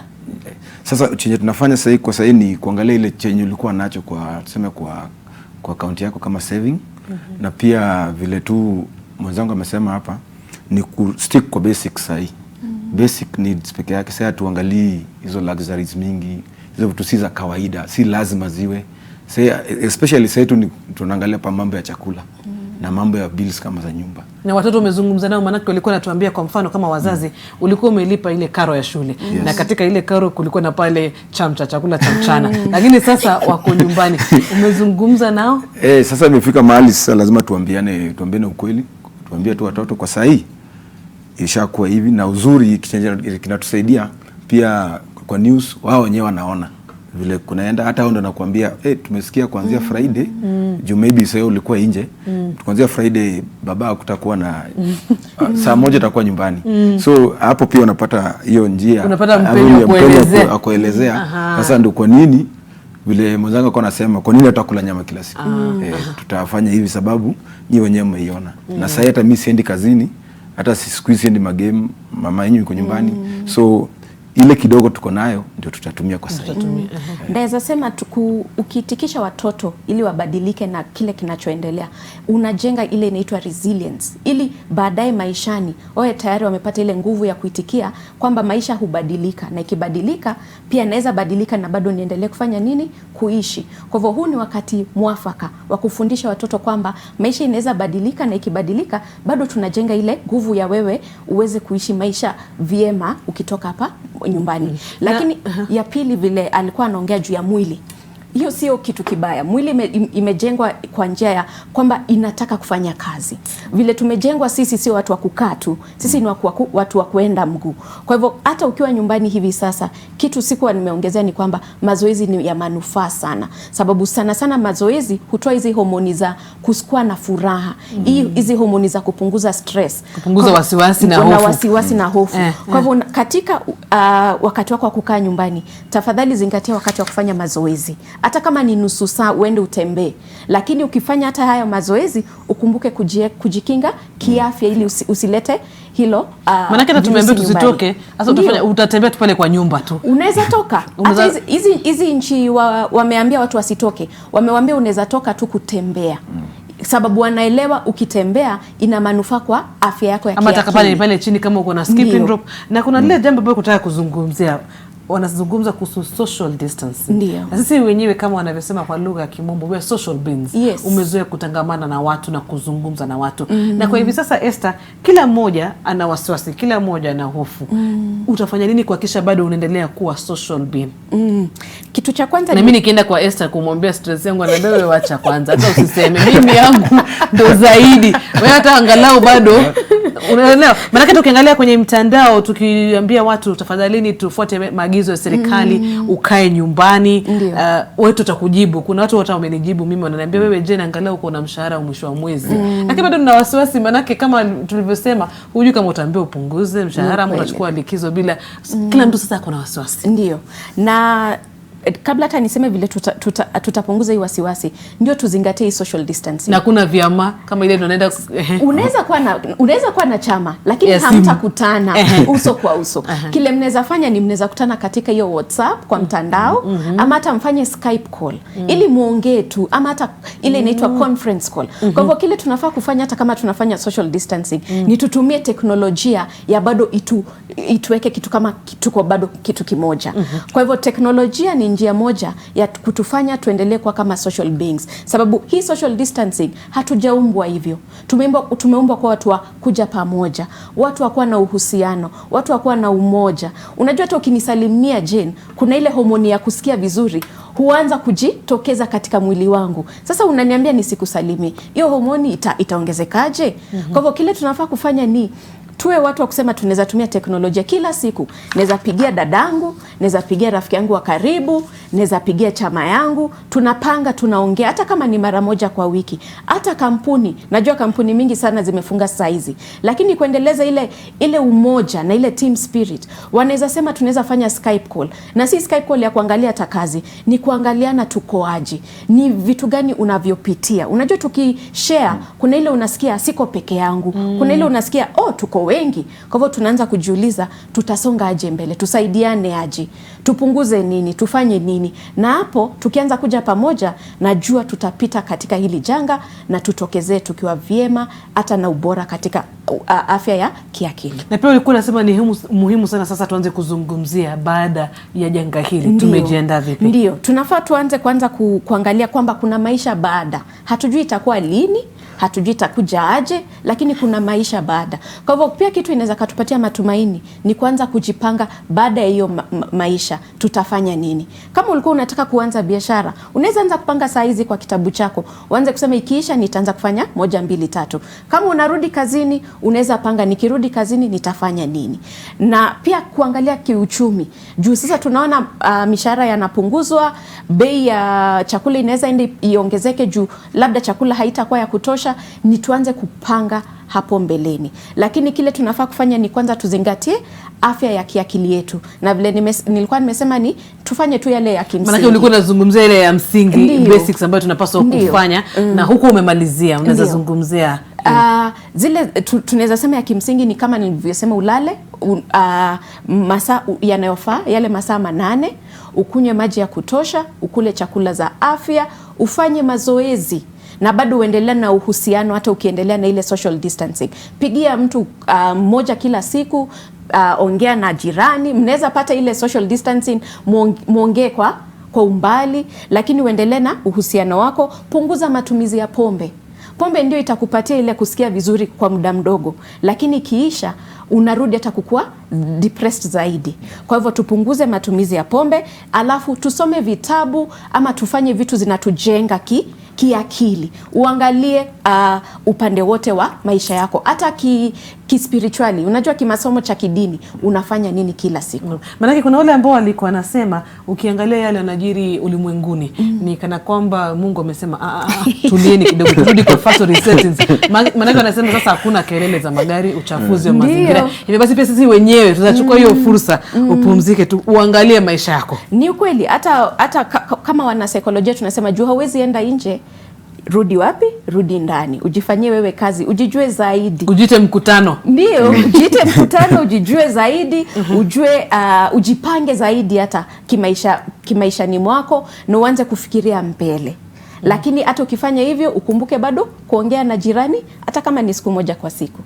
Na pia tupunguze mambo ya teknolojia, sana sana mtandao na televisheni. Sana sana depression na anxiety hukuja sababu umezidi ukijiongezea nini. Ile nataka tuzungumzie, lakini kabla hujasema kwa zaidi, nataka nizungumze na Evans. Kesho sasa kwa saa 1 unakuwa kama kuku. Wajamaa, sijui wewe na maboyo mnasema vipi? Kesho tulianza kujiprepare jana after itangazwe. So jana tulianza kuingia mapema. Na kuulizana tu kwa simu unaendeleaje. Mtaka kwambia tu ni hard lakini inabidi. Na so pia kitu watu sasa nyinyi ndio mtavuta pazia kwa nyumba. Sasa pia imefikia ile point watu mtaa kwa zile za zile za watu watatuletea polisi, watajaelewa curfew ni nini hasa. Unajua shida tuko nao sisi kama Wakenya sasa, sometimes ni kitu kifanyika ama kitangazwa atupewe ile mwelekezo ile kila mtu ana understand ni nini curfew ni nini na inafaa ifanywaje. So kila mtu anapatiana vile anajua. Mtata kuambia wao wataachilia polisi, sijui GSU watakuja huku juu na karibu na GSU. Saa kuna hiyo kuna mambo mengi yanasema na tunasubiri kwamba inspector mkuu wa polisi ambaye ni Hilary Muty ambaye kama alivyosema jana Rais Uhuru Kenyatta atazungumza na wanahabari na kutuelezea itakuwa vipi kesho. So wananchi wakaweza kuelewa hizo sana sana vijana na kila mtu akwe na saa yake na alarm. Ikifika saa 6:30 hivi unaanza kunyorosha, unaanza kuelekea. Na je, sasa umepanga ratiba yako ama utakuwa unafanya nini sasa? Mimi kawaida yangu 6:30 nitakuwa nimeingia. Na uzuri mimi ni mtu aenda kanisa sana. So Biblia yangu iko hapo na watoto pia tutapitia tutachambua tu yenye iko. Nitakuwa mnasoma Biblia kila siku? Nasoma. Tutakuwa nasoma tu ama tusome story books. Kama juu books uko already kwa nyumba. Na juu sasa pia watu wezi watch movie na watu wezi sonja kuna ile movie na age na nini. Na watoto pia kuna zile siku hizi remote ni yao, so unajua wakiwa kwa nyumba ile unataka ndio watawatch. Kuna watoto ngapi? 2. Miaka? wa 12 na 5 years. Mwanaume lazima nafikiria. Na watoto ni wake. Sasa kama umesema miaka 12 na 5, umewapanga vipi wao sasa? Au si kuna hizo masomo zimeletwa juzi kuna zile ziko kwa radio na ndio asubuhi KBC kitangaza, lakini za class 8. Lakini sasa kuna ile homework pia mama yao anawaachia na pia mimi nikikuja naweza kusaidia kusahihisha. And so itapatia time ya tukae pamoja tusaidie kufanya homework ama watch hizo program zao ama sisi sasa tutawatch zetu. Then kila mtu acha feel ana space kwa nyumba. Kuna ratiba ambayo umeweka kama tu ni venye tu mtajipata? Si venye tumejipata. Si asubuhi kiamka si unachoa homework utafanya hii mpaka saa hii. Then wewe saa hii pia unatusaidia kazi. Saa hii wewe vyombo wewe my friend. Nikirudi nipate wewe tukimaliza kula meza, yani at least wakue watoto wako busy pia. Si vile kitambo kuna nini na tunasaidia vitu nyingi sana. Sasa hata hiyo kuoga mtu aoshwi, wewe ingia pale na una monitor. At least pia aze vile tu tumesema acha sasa tujirudie ndani. Tuachane na vile kitambo wafanya vitu kwa nje. Sasa pia watu wanaanza kupatia roles na tasks zile wanaweza fanya. Ndio at least pia kwa wafilo kwa partner kwa busy pia juu kukaa tu board hiyo katu peke yao mpaka jioni kidogo itakuwa sipoa. Na kama majamaa kuna WhatsApp group mmefungua tukae nyumbani wanaume? Hiyo ziko na sana post vitu weird pia. Kuna time pia jamaa kuuliza locust zilienda wapi? Jamaa kajibu zina work at home. So yani kuna hizo za jokes zinasaidia pia juu watu at least watu wana exchange ideas, watu wanaongea, mtu anakupatia updates za sema nini shags huko vile kunaendelea. Na vitu kama WhatsApp ni cheaper kuliko call. Juu call unajua utaongea haraka juu ndio siishe. So pia hiyo inatusaidia. Na pia hizo groups zetu zetu tumeform hizo mingi pia na pia kuna hizo zetu kama za macoach sasa in terms of mambo ya nini michezo. Unaweza kuupdate Olympic ile postponed maybe uko unajua.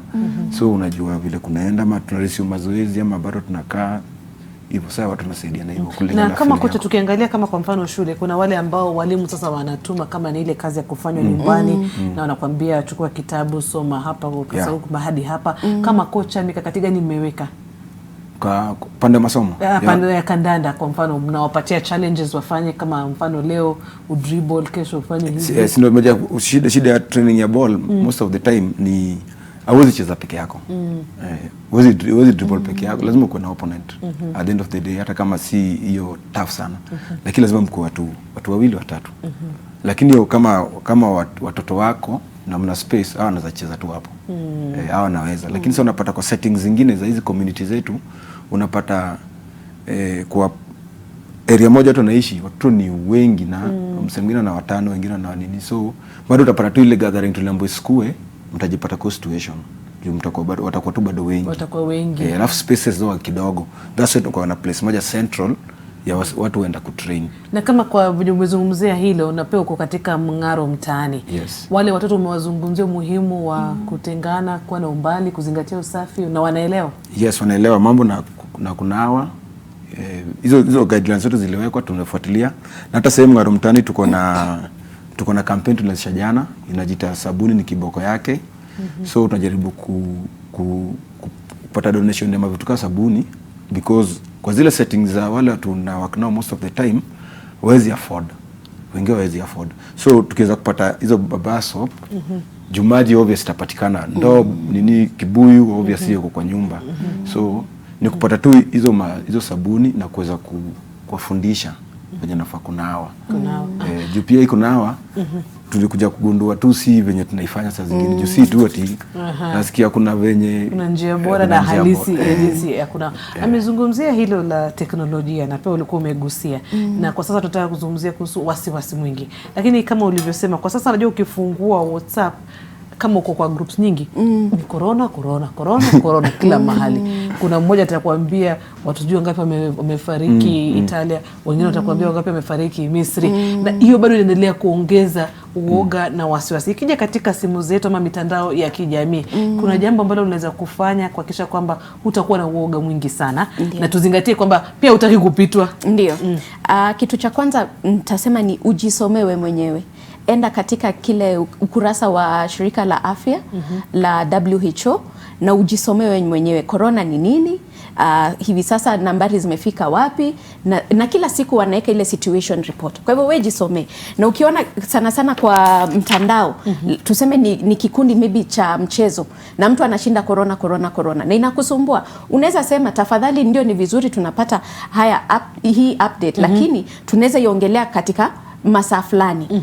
Pia unaweza mtu akishinda ametuma vitu vingi, unaweza uliza hii ni kweli ama si kweli. Pia ndio tuache kusambaza uoga, sababu mingi ya hizi tunasema messages zinatumwa ni za kusambaza uoga, za kuongezea hofu, za kuongezea hasira. Kwa hivyo tunafaa tuwe watu wa kwanza, we mwenyewe utasambaza uoga na hii hasira, na pili utaikomesha aje hasa katika uhusiano wako. Kwa hivyo mnaweza agree hata katika kila kikundi hatutaongelea mambo ya corona ama tutaongelea corona wakati huu, lakini we mwenyewe pia unaweza sema sitashinda kwa mtandao wa kijamii, nitaingia mtandao wa jamii masaa fulani na nizime simu na niendelee na maisha na nifanye vitu vingine. Hata katika runinga tunaweza sema sitashinda nimefuatilia mambo ya corona kila saa, nikifungua runinga labda ni kuona movie ama tuwekee watoto kitu ya kusoma. Uwe na ratiba ya maisha, usiwe tu mtu wa kila saa uko kwa simu, kila saa uko katika runinga, kila saa unajua unaenda tu na upepo. Hii ndio itakuongezea hofu, na pia inaweza ongezea kile tunasema depression, sababu unashinda tu ukiongezea maneno mabaya, na homoni ile ya kuleta huzuni inaenda ikiongezeka. Kwa hiyo utafika mahali utapata depression. Kuna huyu mmoja anaitwa John Mark hapa katika Twitter anasema sisi tumeambiwa tu kama kazi imeisha ghafla na nashindwa nianzie wapi. Na unajua si atakuwa peke yake. Kuna wengi tumesema uende wakapoteza kazi, uende ukaambiwa uchukue likizo na hutalipwa. Anasema anashindwa ataanzie wapi. Utamshauri vipi? Pa kuanzia ni kwanza ni vile amesema, ameshaanza, ameitikia kwamba kazi imeisha. Baada ya hapo ni akae chini angalie sasa kwenda mbele tunaweza fanya nini kabla nipate hata kazi nyingine. Niweze kuendelea kama ana familia, kuchunga familia na kuwalinda. Pia naweza angalia ni nini naweza anza baada ya hili janga. Lakini ni hofu, nasikia hofu yake hata vile umesoma. Na hili ni kitu litaendelea kwa muda mrefu. Kwa hivyo pia kama watu wa runinga tunafaa kuanza kusaidia na kuleta hata watu tuseme financial analyst, watu wa kutayarisha wanasaikolojia zaidi, ili tuweze kuzingatia na kutayarisha watu kwamba hili linaweza tendeka, na likitendeka hivi ndio unaweza songa mbele. Na sijui kama wanasaikolojia mmekuja pamoja na kuzungumza na kusema jinsi tunaweza kusaidia Wakenya? Ndio, hata serikali imeweka mikakati ya kwamba wanasaikolojia watakuwa wanasaidia watu katika njia ya teknolojia, lakini kwa sasa hatutaonana uso kwa uso. Ndio. So kama wanasaikolojia ndio tulikuwa tumekuja pamoja, tulikuwa tunasambaza zile tuseme jumbe za kuinua mioyo na za kuelimisha watu zaidi, lakini sasa pia serikali imeingilia kati na inatayarisha tuseme hii teknolojia ili watu wajitokeze na tuweze kusaidia watu zaidi. Na kwa sasa nataka kupeleka kwa mwenzangu Daniel Mule tupate kusikia watazamaji wanasema vipi katika mitandao ya kijamii. Na asante sana Jane, wanaendelea kufuatilia mjadala na swali ambalo tulikuwa tumeuliza leo ni je, agizo la kutoka nje usiku kuanzia Ijumaa unalichukuliaje? Kuna wengi tu ambao wamezungumza nasi, nitasoma baadhi. Kuna huyu Abraham CTNA ambaye anasema kwamba kwangu ni kuzuri, maana ni moja ya kukaa nyumbani, bali kuna shida moja tu, tunashuhudia biashara zikifungwa ilhali rais hakutangaza biashara zifungwe, na kama hilo ndilo agizo la serikali, Wakenya watakula nini? Anasema tazama akiwa Narok. Kisha tuna huyu hapa Mwangi Maina ambaye anasema ili swala ni ngumu kuelewa, kwani virusi vinasambaa tu usiku, watu wataendelea tu kubanana mchana na kuambukizana iwapo vipo. Hii si mikakati tosha. Maoni yake hayo, na wana na mgeni wetu studioni kocha hapo nimsikia akisema Wakenya wengi bado hawajaelewa swala hili. Vikings anasema kwani coronavirus ya Kenya ni currently configured as nocturnal ama inasambazwa usiku pekee. Haelewi pia ni kwa nini. Nadhani ni baadhi ya masuala ambao watazamaji wanafaa kuelezwa kuhusu. Kisha je, kuna mmoja hapa anaitwa Cleotimba Yachi. Anasema mpenzi mtangazaji, anakurejelea wewe Jane, anasema mpenzi mtangazaji, hujambo? Mimi hapa mpenzi mtazamaji, niko tayari kukomesha corona. Hata tutajua atafanya nini huyo. Kisha kuna State House Kericho ambaye anasema sisi ni nani tutatii haya maneno. Kisha Teddy Onserio ambaye tulisema naye kutoka New York. Jena anasema aliamka saa 10 asubuhi kuzungumza na NTV sasa, na yeye anawahimiza Wakenya walio na uwezo wapate kuwasaidia wale ambao hawana uwezo, kuwasaidia kupata chakula, na ndilo agizo ambalo alitoa tulipozungumza naye kupitia kwa Skype mwanzoni mwa kipindi hiki. Stephen Wafuda anasema yuko Bungoma, agizo la rais kwamba tukae nyumbani kufikia saa 1 liko sawa kabisa, mtu afanye shughuli zake kuanzia saa 11 asubuhi jioni nyumbani. Hii ni kwa manufaa yetu sote, anakubaliana na agizo la rais. Mmoja hapa George Kisa anasema ni kwa wema wetu sote, anamhongera rais kwa kauli hiyo. Kisha wa mwisho nitasoma kutoka kwa Eric Juma, anasema ni wazo zuri, kwani mnataka kupinga? Anauliza, anasema yeye anaona kwamba ni wazo zuri. Kwa hivyo ni baadhi tu ya kauli ambazo Jane tumepata kutoka kwa mitandao ya kijamii. Kwa hivyo narejesha kwako, tuendelee na mjadala wetu. Na asante sana mwenzangu Daniel Mule. Esther, nafikiri unaweza kuwajibu baadhi ya watazamaji wetu. Wengi wanauliza watakula nini? Ile ni hofu kila mtu ako nayo, na pia tulisikia Wakenya wenzetu walio nje ya nchi yetu pia wako na hofu. Kuna wale wanasema hata kuna wanafunzi wako huko Misri hawajui watasaidika aje. Kwa hivyo kile tunafaa kufanya ni tuangalie ni nini tunaweza fanya katika uwezo wetu, na pia tunaweza uliza pia serikali kama inaweza ingilia kati kidogo iweze kusaidia watu wakati huu ili waweze kupata chakula. Lakini pia nimeona katika mitandao ya kijamii kuna wale wamejitokeza wanapeana hizi basic food packs, na tunaweza sema kama kijamii tunafaa tukuje pamoja. Ndio tumeambiwa tufanye ile social distancing, lakini tunaweza kuja pamoja na tuone tunaweza saidiana aje. Kama ni ndugu yako ako chini kidogo, unaweza ona vile unaweza msaidia ainuke kidogo. Na pia vile nilivyokuwa ninasema tuendelee kuzungumza. Ukizungumza na rafiki ama na mtu mko naye karibu, anaweza kukusaidia ili upate suluhisho. Kwa hivyo kitu cha kwanza ni tuongee. Kurudi kwa ule jamaa aliyesema amekatizwa kazi, naweza shauri watu walioajiri wengine, kama mnapanga kuachilia, kuna vile wanasaikolojia wanaweza kuja watayarishe hawa watu ili wakipata hii ujumbe wameanza kufikiria mbele, ni kuitikia na kuanza kufikiria nitasonga aje mbele. Kwa hivyo kuna ile tunasema change management training, tunakuja kama wanasaikolojia, tunatayarisha hiki kikundi kinachoachiliwa kazi ili waanze kuitikia, ndio nitaachiliwa na nitaanza kujenga aje maisha yangu upya, sababu kuna maisha baada ya kazi. Mara mingi sisi huwa tumezoea kufanya tu kuweka maisha yetu yote katika hili kazi, but kuna maisha uko nje. Kitu unafaa kufanya ni uitikie, uchukue muda, hata wewe mwenyewe usonge nyuma, upumue kidogo, na ukianza kupumua na ukianza hata kupumzika kidogo utaanza kupata suluhisho. Ndio. Na mkono huyu pia hapa katika Twitter, Prista John anasema, anaandika kutoka Kariobangi, anasema janga hili limenifunza kujipanga IC, sio tu kuishi. Evans. ako sawa sababu kila challenge lazima ikuwe na njia ya kuisolve. Na vile tu ulikuwa mwenzangu kwa nasema kwanza ni kujikubali. Usipojikubali kwa any situation huwezi move. Kubali tu ishafanyika then na move on aje. Lakini ukianza kuassume tu bado inawezekana, inaweza kesho kafi inaweza kosa kutolewa. So unaishi hivyo hizi kusaidia mwenyewe kisaikolojia. Juu wewe ukishajua kesho iko hivi, kwanza kujipanga sasa, kesho itakuwa ngumu. That's when nilikuwa nakwambia sio unaweza kujipanga jana. Uanze kusikia nikikaa hivi kuna kutakaa. Ndio sasa Ijumaa. Si ati siku inakupata tu hapo. Unaweza kupata hapo. Ushindwe. Ni kama vile tunasema uvutwe kazi bila kujipanga. Bila kutayarishwa. Inaweza umiza mtu sana. Na sasa ningependa tuzungumzie kwa watazamaji wetu ndio wajue athari. Ulikuwa umezungumzia hilo pia. Athari ya kuwa na wasiwasi mwingi, athari ya kuingia katika depression, ndipo sasa tuweze kujilinda zaidi tusifike hapo. Athari moja ni kwamba uhusiano zako zitaathirika, kwa hivyo zitasambaratika. Ya pili, unapata watu wengi wanaendea kwa matumizi ya pombe na madawa ya kulevya, pia ina athari. Na ya tatu, kama umeendelea kusumbuka sana kiakili, utapata ugonjwa ile inaitwa mental illness. Kwa hivyo hautakuja kwa mshauri ya kusaidia. Kwanza utaenda kwa daktari ya kupea madawa ili hizi homoni zimekuwa juu zaidi, ziweze kustabilizewa ndio tuweze sasa kukusaidia kwa kuongea na kukusaidia ili uanze kusonga mbele kimaishani. Depression kwa sasa tumeona imeongezea nambari ya watu wale wanajitoa mhanga. Kwa hivyo tunafaa tujikinge sana tusifike hapo mahali pa depression, sana sana ile clinical depression, sababu ikifika hapo watu wengi sana huanza kufikiria mambo ya kufa na vile watamaliza maisha yao. Pia kuna hii inaitwa anxiety levels, anxiety disorder.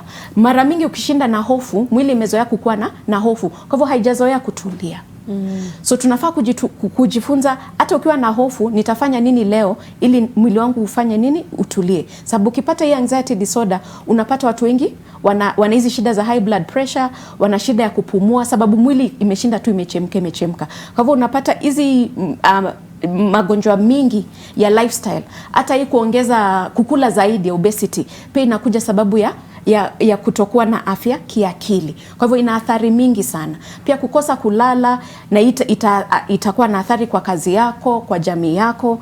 Ina athari mingi sana, utakuwa mgonjwa. Na pia ukiangalia mbele itakuja iathari uchumi wako na mfuko wako.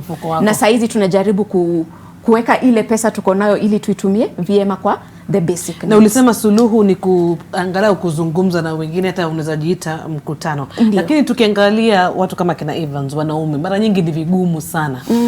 Evans sijui kama ni vigumu sana kusema aya nimelemewa sasa. Ama hata kupigia ati sasa Evans aanze kupigia jamaa Kevin amwambie sasa ni kunoma. Sijui wanaume watasaidika vipi katika kipindi hiki. Labda useme sababu jana nili witness case moja. Niko na friend anapenda kula mgoka sana na anapenda sport fulani tu, hapo ndio penda kukaa. Sasa hiyo place ilikuwa imefungwa. Huyo jamaa alikuwa na patrol hivi kwa barabara, bako na feel kuna kitu msana miss. Juu maybe yeye akawa amejipanga. Lakini sasa kiweza kuelewa situation isha change. Na pia niko nataka kuuliza mwenzangu hapa, ule mtu kuna ule mtu apendi kulala na sita mbidi alale, inaweza kuwa na madhara yote. Lakini kabla hujamjibu nataka tu tuzungumzie huyo rafiki, wewe ulimsaidia vipi?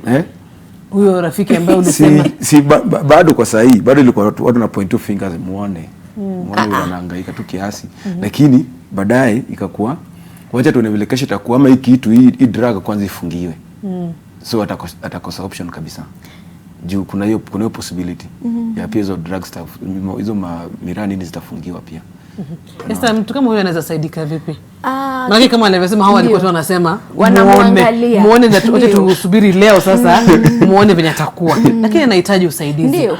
Kitu cha kwanza ni umlete karibu. Kwa ukimsalimia, mjulie hali, anza kuongea. Alafu sasa mkianza kuwa na hiyo uhusiano wa karibu, unamuita, mnaanza kuongea, sasa rais amesema hivi, unaanzia huko hadi unafika mahali unataka kumuuliza na ni nini kinachoendelea. ni mmoja wetu lazima aanze kusema ni nini kinachoendelea. Na ndio ninasema hata kama hatufai kutoka nje, tupigiane simu, tujuliane hali. Nikianza kuongea na mtu leo, tuseme baada ya siku 3 nikishamjulia hali, nitaanza na mnaendeleaje kiuchumi? Na nyinyi mnaendeleaje? Na sisi tunaendelea hivi. Na tutaanza kuongea na tutaanza kusaidiana. Sasa kama huyu mwenye amezoea kwenda maskani pale, ana kama nimesema nakula mogokana, kuna wengi kama hao wamezoea kutoka wanakuwa tuna mali specific. Watasaidika vipi? Na ndio maana ninasema sasa kama wewe kama kiongozi hapo, unafaa uanze kuwaleta kwa ukaribu na uanze kuongea nao. Na unaweza anza, na ndio ninasema unaweza anza katika vile rais alisema, uongee juu ya maisha yako alafu uulize na nyinyi mko aje. Ni kujulia tu mtu hali. Mtu akianza kujua kwamba unataka kujua vile yuko, ataanza kuongea polepole. Atasema yote kwa siku moja, lakini baada ya muda atafunguka na aseme yote. Na kwa hivyo wanaume tunafaa tuanze kuwaleta kwa ukaribu na uambie ni sawa kutokuwa sawa. Na ni sawa hata kufungua na kusema kunaenda hivi hivi na hivi, lakini sio lazima ufungulie kila mtu. Fungulie ule unayeamini na ule unaweza jua anaweza kukusaidia. Na kuna swali alikuwa amekuuliza kuhusu kuna wale jamaa wapendi kulala. Sasa imefika time lazima watalala. Hiyo ni sababu juu kuna ule mtu sema anafanya, kuna ule bouncer anafanya kwa club. Yeye fanya usiku. Ndio. Sasa hakuna kazi usiku. Hakuna madhara yote izampata. Ndio, kuna madhara itampata sababu sasa haendi kazini. Labda hata atapata mshahara. Kwa hivyo ile kuzoea kukaa usiku kufanya kazi inamsumbua kimwili sababu mwili imezoea kufanya hivi. So kile anafaa kufanya ni anze kutafuta ratiba mpya.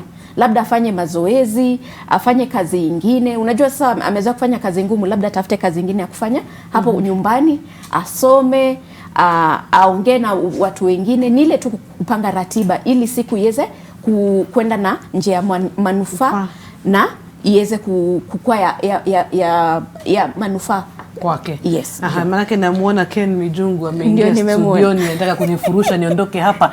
Nataka kuwapa tu fursa mseme maneno yenu ya mwisho. Evans, mtaanza na wewe, umzungumzie mwanaume kama Ken Mijungu ambaye kesho anatakana nyumbani mapema akae na bibi na linde jamii. Utawaambia vipi wanaume wakati huu? Chenye nazaambia wanaume ni kuwa juu ya hii janga itabidi tu tutii amri ya rais.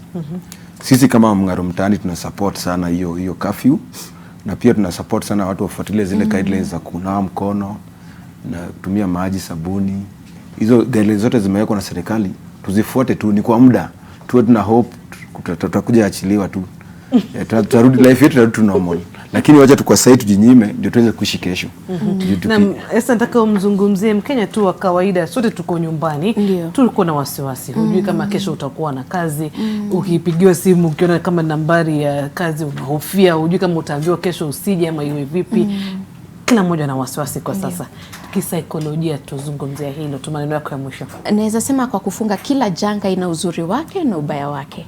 Ukikaa chini unaweza ona, ndio tunaweza ona ubaya wake, lakini pia unaweza jiuliza katika hili janga ni nini nimegundua juu yangu? Ni nini ninaweza sema ni kizuri? Kizuri tunaweza sema ni tumepata wakati mwafaka wa kukaa na familia. Tunaweza sema ni nini kizuri pia? Labda nimepata wakati wa, kama vile daktari alikuwa anasema, amalizie research yake. Kwa hivyo kwa kila janga ni useme ninaweza jifundisha nini na kuna uzuri wake upi na ubaya wake nini. Lakini hata kama kuna ile social distancing, tukuje bado pamoja kama kitu kimoja. Sababu sisi ni wa Afrika na tulikuwa tunaishi kama jamii. Kwa hivyo tusikose hiyo kukuja kama kitu kimoja, tusaidiane na tuweze kuinuana ili tupite katika hili janga na tutoke tukiwa bora na tukiwa wa afya. Asante sana Esther ambao pamoja na Evans Odoro, na natumai pia mtayarishi wetu ambaye ni Ruth Munyi ametufunza jinsi ya kuingia kwenye Skype. Ndio basi unaweza kwenda weke dada mama nyote hapo na mzungumze na mjuliane hali imekuwa vipi. Kwa majamaa msijali kuteseka tu kwa muda, lakini lazima sasa msalie tu nyumbani hapo kwa sasa. Sisi tunafurahia tu sana.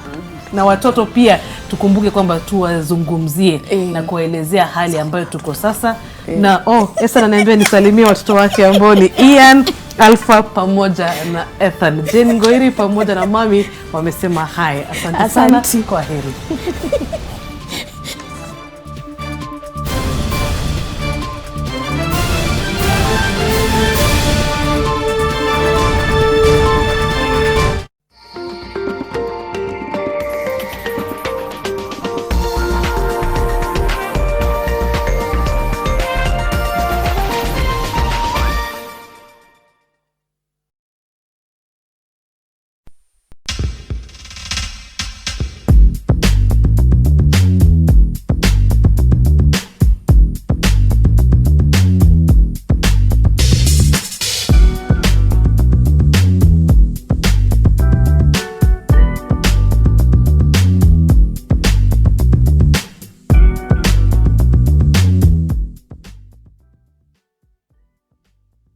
sensitivity is a short, sharp pain that people experience when they have something hot or cold getting to the nerve of the tooth. Dentists recommend Sensodyne to their patients. It's able to get inside the tooth and calm the nerve of the tooth down. And the proof's in the results. It works.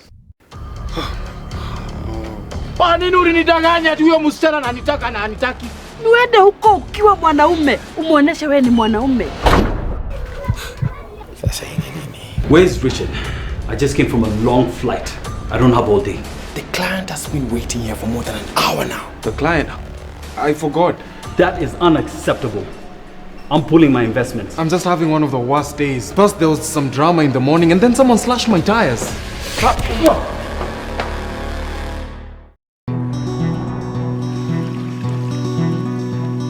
I think it's always like this. David loved his wife more than anything. I've never seen David so happy before. By next March, I'm gonna be a dad. That's amazing news. Congrats, you two. But when she was taken from him,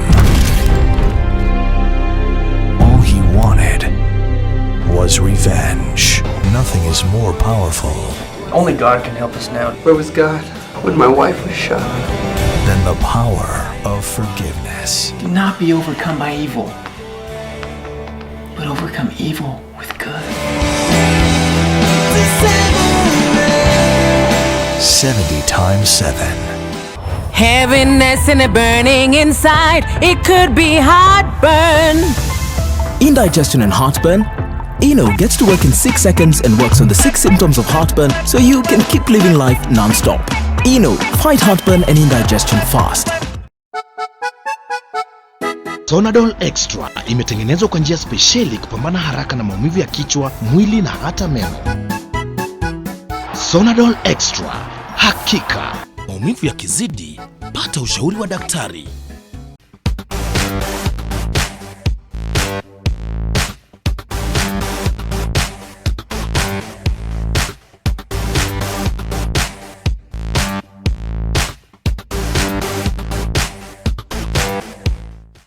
When you're facing stubborn stains, you're always in a fierce fight. Clean Soft kicks out stains. Kimateki.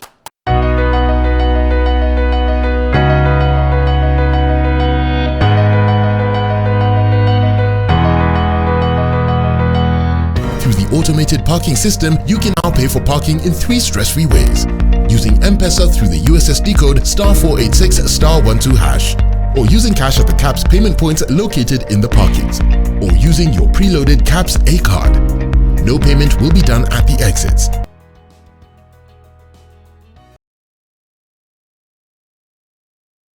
We have come from far with you. I even gifted you a magnificent house. Rosa, it's the thought that counts. Please help me.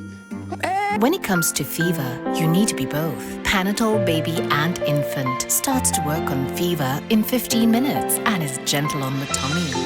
Panadol Baby and Infant, tough on fever, gentle on your child.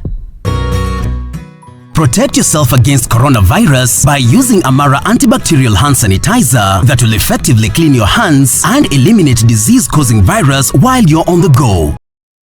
NTV and PesaLink, the most efficient way to send money, have a message for you. We know you need to stay home and stay safe for yourself, the ones you love, and for Kenya. But that does not mean you can't work or do business. Use PesaLink for all your payment and banking needs from the safety of your phone or laptop. Stay safe, stay home. Business goes on with PesaLink.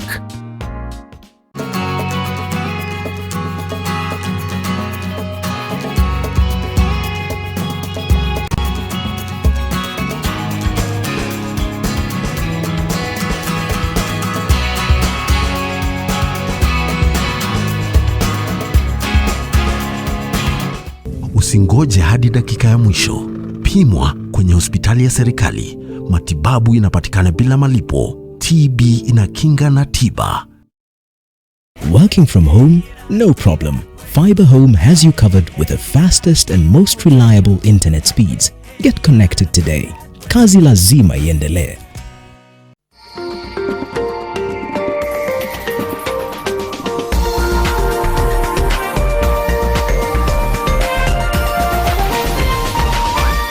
This is NTV.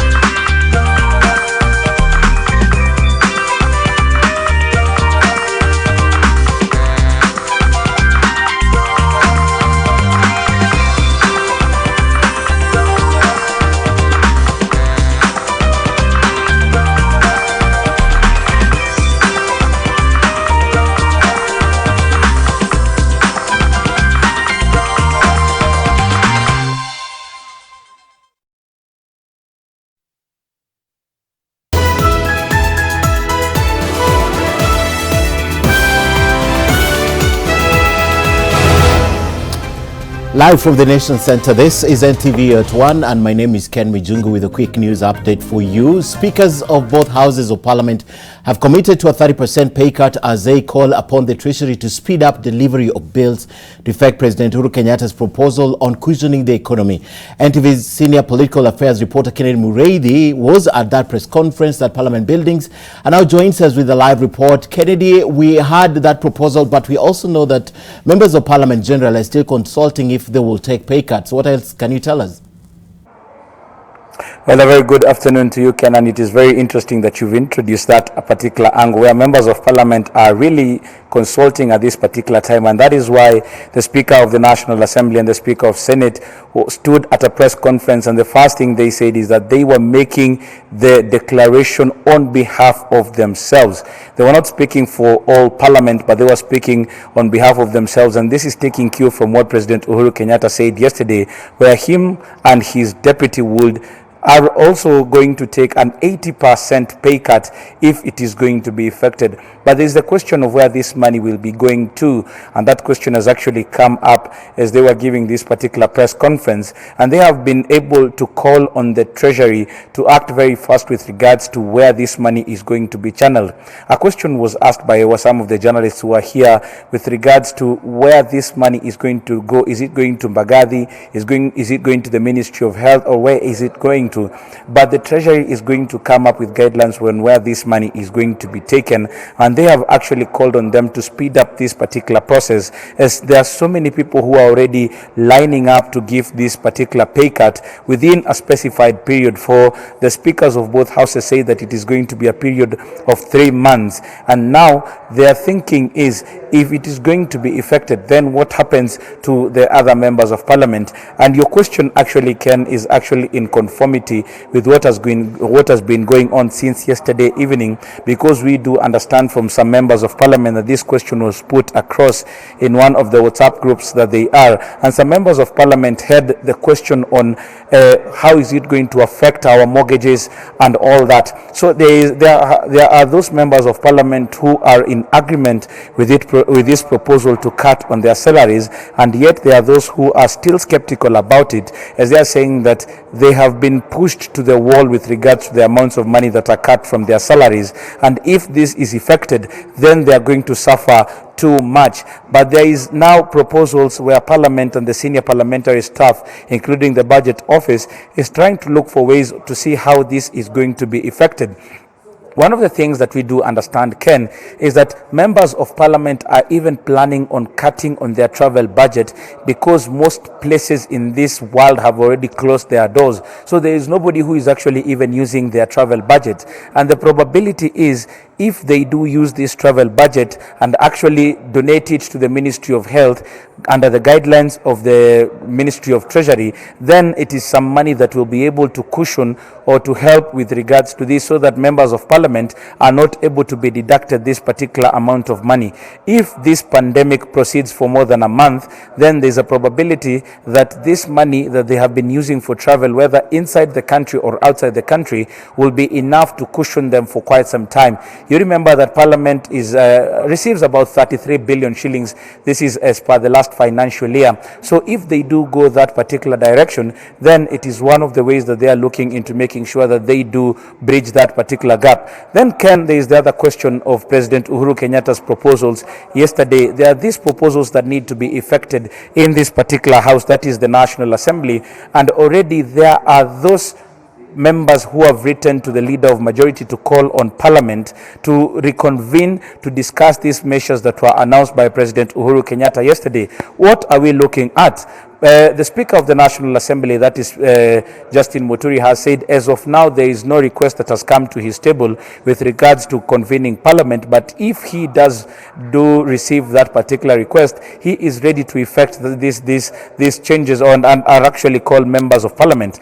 Then, Ken, there is that other challenge. This particular National Assembly houses about 350 members. This is 349 MPs plus the Speaker, that is 350. They cannot all fit here with this pandemic of the coronavirus. So tomorrow we do understand that the senior members of Parliament, in collaboration with members of the Ministry of Health, will be coming into this particular chamber to measure 1 meter distance. In this 1 meter distance, they will be making sure that every member will be seated in the circular area. They will be having 1 meter difference. Now, this means that the number of members of Parliament who are going to be housed here, if the House is reconvened, is not going to be the usual 349, but there are those who are going to be left out. The criteria for those who will be left out is what we do not know, but we are looking at about 100 members of Parliament who will come to pass these proposals that were made by President Uhuru Kenyatta yesterday. So these are some of the things that are being made as of now. And also on the Senate side is that we do understand that the Senate will be coming on Tuesday. That is when they will be discussing. On the Senate side, the number of members who are required for a quorum is 15. So they do not have the challenge that is being portended by the National Assembly, where the minimum number of members is 50. So starting Tuesday, members of the Senate will be coming and will be having a sitting every week, at least one, just to deliberate on issues that they do have. But as of now, there are those modalities that the speakers are looking forward to, and also the number of members who will be coming forward to give this proposal on a pay cut. We've also seen some governors have also made those such proposals. We've also seen members of the county executives, that is the CEC members, and they have also been making such requests. But this is the bite that came from Speaker Muturi and his colleague in the Senate, Speaker Kenneth Lusaka. We are on recess, and members of Parliament and both senators and members of National Assembly are still away. And we have also agreed that we are going to take a salary cut of 30% of our salary for the next 3 months until the situation improves. But for members of the National Assembly and members of the Senate, consultations are also going on, and in due course we'll also be telling the country on measures that will be taken both as individual members of the National Assembly and Senate and as an institution of Parliament. If indeed, and we believe there could be, because these are extraordinary times, there could be reason for urgent business to be transacted. The leaders, as I indicated earlier, would just write to either of us, and we are obligated, for the case of the National Assembly and Standing Order number 29, to recall the House, indeed, to even gazette the particular special sitting, while also indicating the business to be transacted. Now, right, away from Parliament, security officers in Mombasa held a meeting this morning to highlight the key areas of attention and measures to be instituted at the ferry. This comes today after President Kenyatta announced that the management of the new ferry services will now be under the police, Kenya Coast Guard and the National Government Administration officers. Kevin Mutai now also joins us with a live report from Mombasa to bring us up to speed on how the region is preparing itself for the nationwide curfew. And Kevin, before we even go to the curfew, talk to us about the distance in the ferry and the operations of the ferry. If we're still witnessing the crowds, I know you've reported on this, but what exactly is happening, especially for those people who need to still be crossing over to the other side?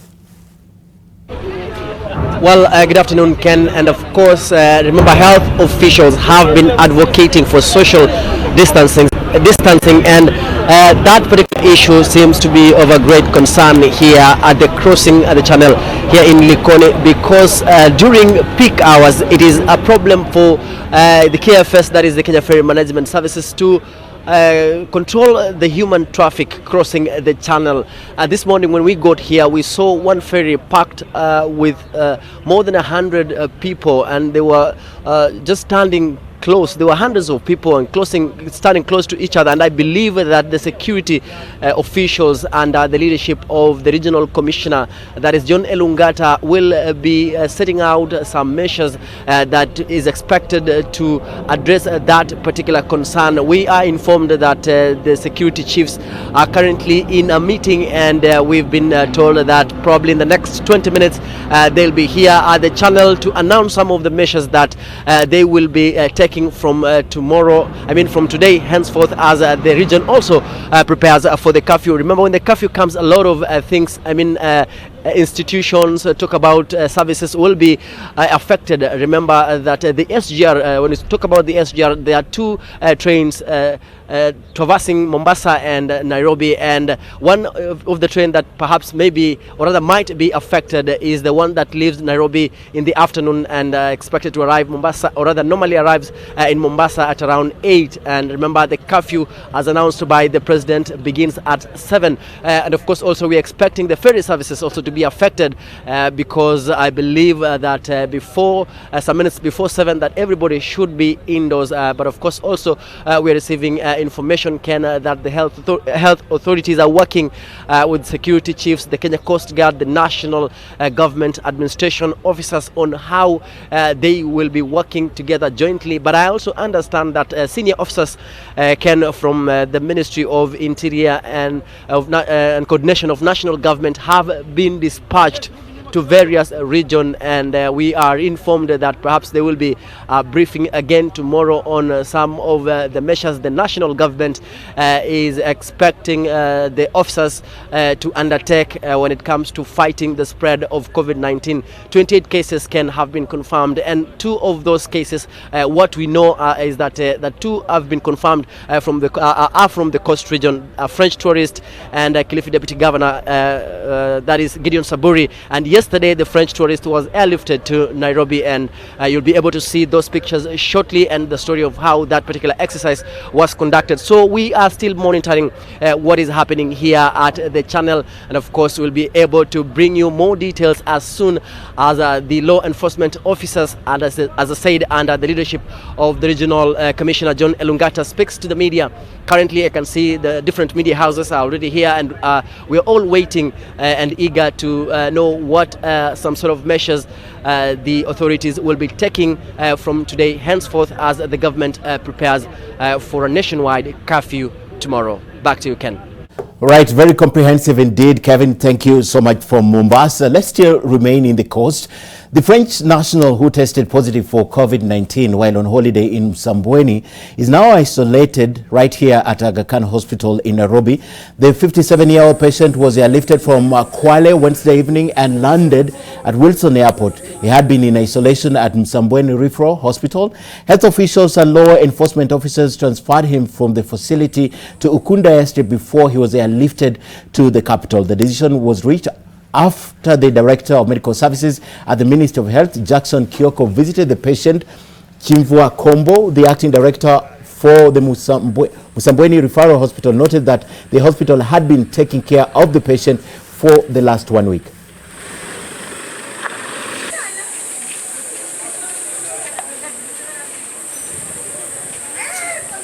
Alikuwa yuko na bibi yake, na bibi yake tumemreteni hapa bado. Tutaendelea kumchunguza na tuangalie hali yake ili tujue kama pia yeye ameambukizwa. Na hapa nje pia kuna maduka mengi na vibanda vingi ambavyo vimeshikana na hospitali. Kwa kutaka kutosambaza haya maradhi, tumeagiza vibanda vyote viweze kufungwa. Now, a section of Nairobi County leadership led by Senator Johnson Sakaja, together with Nairobi Metropolitan Services Director General, Ahmed Badi today met to deliberate on how to cushion Nairobi residents from the impact of the COVID-19.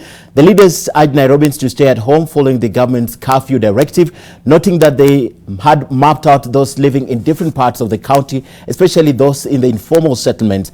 They further noted that this population is in dire need of food and have put in place measures to address the same. We've agreed on certain action points and you will see them being implemented. We don't want to start saying the specifics, but they range around the areas of water, the areas of food security, because Nairobi is a consuming town. It is not producing. But we want to make sure that our people are able to remain in a sustainable way. We urge Nairobians to continue washing their hands, to continue sanitizing, to continue maintaining essential contact, and for as much as possible, please stay at home. We have agreed on various issues from health, security, water, and other burning issues that Nairobians face. And we have agreed on a strategy way forward in terms of short basis and long-term issues. Is it the first time we're seeing Badi speaking? And it's a good thing. We'll see a lot of him in the coming weeks and months.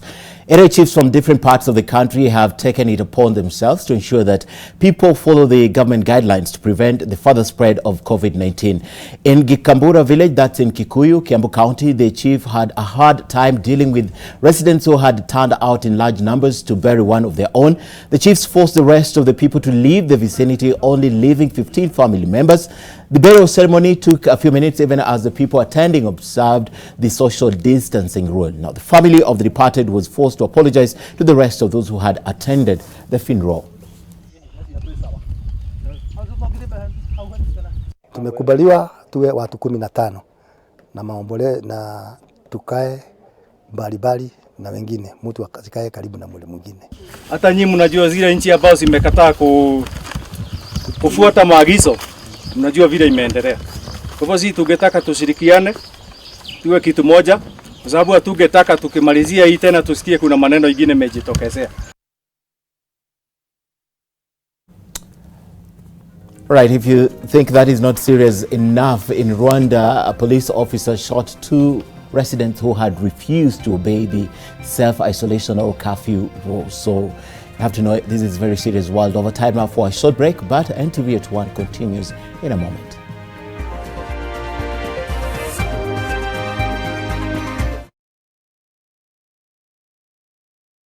Swaddling needs a blanket and helps your baby feel safe and secure as she adjusts to life outside the womb. Spread your baby's blanket out on a flat surface. Place your baby face up on the blanket. Their head should sit above the folded corner. Straighten your baby's arms, then take the sides of the blanket and wrap it over their arms and chest. Loosely twist the bottom of the blanket and tuck it underneath your baby. At this point, your baby is fully covered. Kiss Kids, no rashes.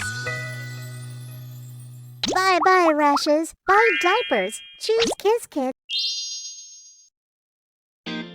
Now more than ever, you need to be abreast with the daily happenings wherever you are.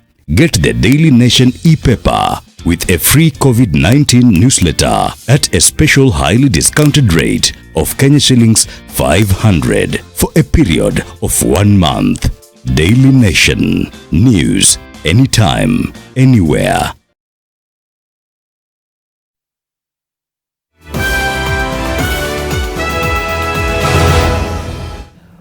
Right, let's now cross the borders. And 2 South African nationals have been arrested and are facing charges of attempted murder for allegedly getting into the communities even after testing positive for COVID-19. Meanwhile, as the country's 21-day lockdown beckons, many residents of Gauteng province are leaving to rural towns like Limpopo.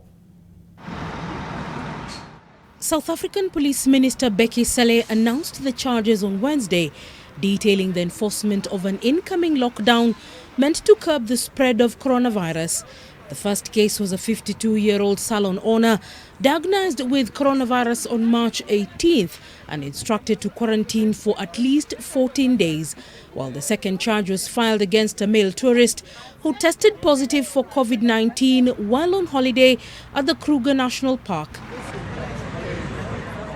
South Africa has recorded the highest number of coronavirus infections on the continent, with 709 cases confirmed so far. 12 people have fully recovered from the disease. President Cyril Ramaphosa announced a 21-day lockdown after the number of infections multiplied sixfold in just 8 days. One of the only countries in the world spared so far, Mali has now registered 2 cases of coronavirus, while entire regions of the country are inaccessible to state services because of jihadist violence and inter-community conflicts. Hospitals in the capital have been trying in recent weeks to prepare themselves as best as they can for the epidemic. Despite the lockdown imposed by the president of Madagascar, shoppers thronged the market streets up to the decreed midday closing time. In the markets of Antananarivo, the sellers of masks as well as traditional remedies derived from lemons, ginger and medicinal plants are increasingly present. In Egypt, the streets have fallen quiet in downtown Cairo on the first day of a 2-week nighttime curfew imposed by the authorities in a bid to contain the spread of the novel coronavirus. More than 3 billion people have been asked to stay at home in almost 70 countries and territories as governments battle the coronavirus pandemic sweeping the globe. Most of the countries concerned, including Argentina, Britain, France, India and Italy, as well as many US states, have imposed mandatory lockdown measures. Others have introduced curfews, quarantines and other social distancing recommendations. Panama was on Wednesday the latest to join the list of countries opting for a lockdown. South Africa, meanwhile, will begin a 21-day lockdown from Thursday. In most countries, it is still possible to go out to work, buy provisions and seek medical attention. At least 7 countries or territories covering 416 million people, including Iran, Germany and Canada, however, have called on the population to stay at home while not making home confinement mandatory. Russia was the latest to make such recommendations, with President Vladimir Putin declaring next week a non-working week. The most severe curfew has been introduced in Ecuador, where people must remain at home between 5 a.m. and 2 p.m. daily. At least 5 countries have quarantined large cities, with people prevented from entering and leaving. Cities affected include Kinshasa, Riyadh and Baku, the capitals of the Democratic Republic of Congo, Saudi Arabia and Azerbaijan, respectively. Of course, I know you want to know what's happening in China. Life is slowly returning to normal in Macheng. That's a city just 100 kilometers from Wuhan, where the novel coronavirus is believed to have emerged late last year. China lifted tough restrictions on the province after a month-long lockdown as the country reported no new domestic cases, but there were another 47 imported infections from overseas. The National Health Commission said as the number of cases brought into the country continued to swell, in total 474 imported infections have been diagnosed in China. Mostly Chinese nationals returning home, according to the Foreign Ministry. Now, 4 more people died, health officials said Wednesday, 3 in central Hubei province where the virus first emerged late last year. China announced Tuesday that the lockdown will be lifted on more than 50 million people in Hubei, with residents now allowed to leave if healthy, with some airports and train stations opening. Away from China, countries across the world are putting in place measures to arrest and the knock-on effects of the coronavirus and are having on the economy. And in the United States, a $2 trillion rescue package has sailed through the Senate.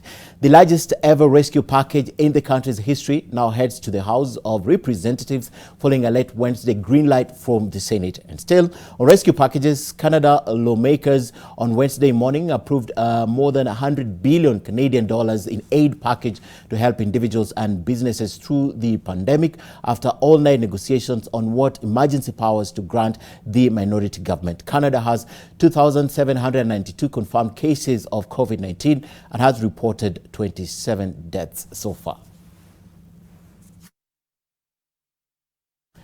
Right, let's come back home. And residents of Turkana County are fearing for their livelihood, which they say will be depleted by a locust invasion that hit the area in the last few weeks. The country's CEC for Agriculture, Chris Alieta, says the area is battling two types of locust, tree and desert locust. As the swarms of desert locust invade the area, they lay eggs and move on. Currently, the eggs have hatched into thousands of hens across Turkana County, sending panic among the pastoralist. County officials now say that the biggest threat is the small locusts that will remain around longer, therefore affecting food security and pasture for their livestock. Sub-county affected include Turkana North, Loima, Turkana East, Turkana West and Turkana Central along the lake zones of Kapua, Namailim and Lomil.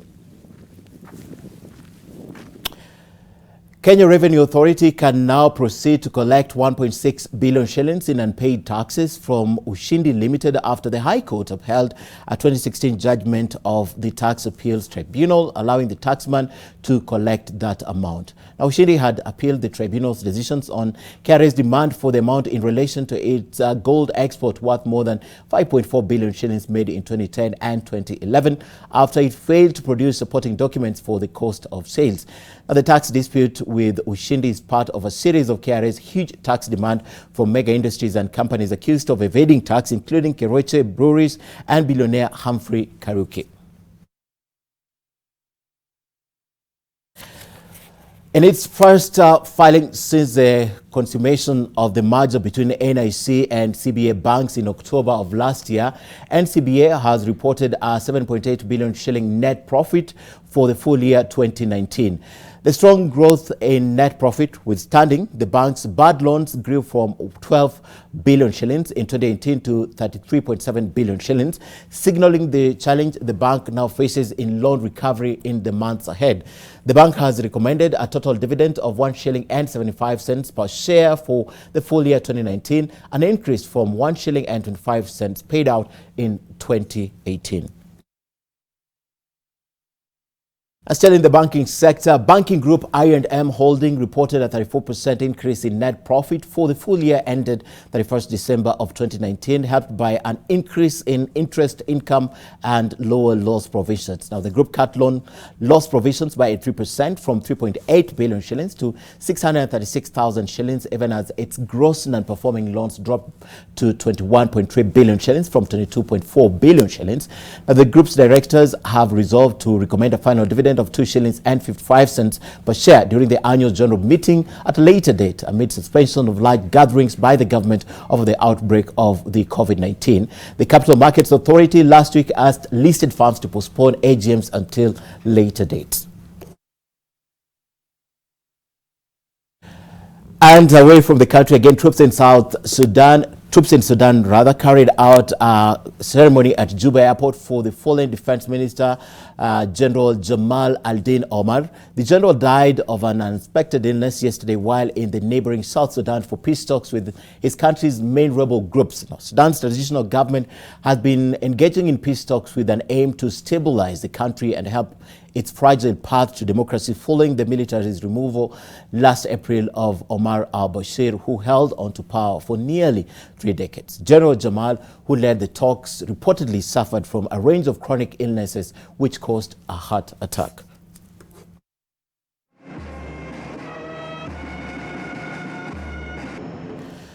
Now, as Kenyan legislators mull over having a special sitting in a bid to pass President Uhuru Kenyatta's economic measures, their counterparts in Kosovo carried out their business as usual. Their agenda, a vote of no confidence. Now, the legislators, most of them wearing face masks, toppled the government by a no confidence vote on Wednesday, less than 2 months after it came to power, plunging the unstable democracy into political uncertainty as it tries to halt the spread of the coronavirus. The vote ends a brief and bumpy alliance between two former opposition parties who took power last month with a mandate to loosen the grip of an old guard that has held sway over Kosovo for more than a decade. After nearly 12 hours of the debate, 82 members of parliament in the 120-member assembly voted in favor of the motion of no confidence. President Hashim Taki, whose party lost in the last election, now has the power to give Kati, his political enemy, another chance to form a government or call a new poll.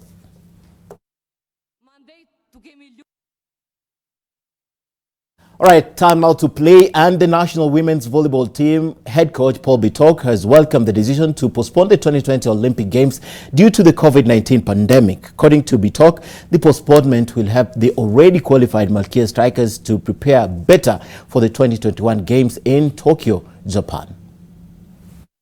This is very, very important for us because we were in critical conditions, because we were not training anywhere. We have been only indoor, especially me, I had given only the program to individual players. And they have been doing the training, but it's not enough. You know, this is a team sport and could have been really disaster to us. Now they have given us another chance. We hope that the disease will have been controlled by the time next year, 2021, so that we can start early preparation. And as we said, let's pray, let's hope for the best. I'm sure the government of Kenya also is doing their best so that they can stop the disease to allow us come back to the competition. We were affected from the beginning of this year because we were supposed to be in Egypt this week. Especially KCB was supposed to travel on 25th for the African Club Championship, and it was postponed. I wanted to use part of African Club Championship as our training before the Olympics, and it was postponed also, and I hope it will come also before the end of the year. The only thing which I can tell Kenyans is to keep the guideline which government have given us. Let's stay at home, let's stay safe, let's stay indoor, and I think it will be the best thing for us for now. For my players, let's continue training. We must maintain the weight. We must have the fitness going on well, keep the program that we had, and I'm sure one day God will see us through during these tough times. And it's not only the international events being cancelled. The 2020 edition of the Lewa Safari Marathon has been cancelled due to the COVID-19 pandemic. Now, this year's edition was slated for the 27th June to allow participants from all over the globe to compete whilst running through one of Africa's most breathtaking conservancies. A significant number of the marathoners whose contribution are key to the success of the event are runners from the UK and the US. In light of the new travel restrictions and severity of the situation, they may not participate.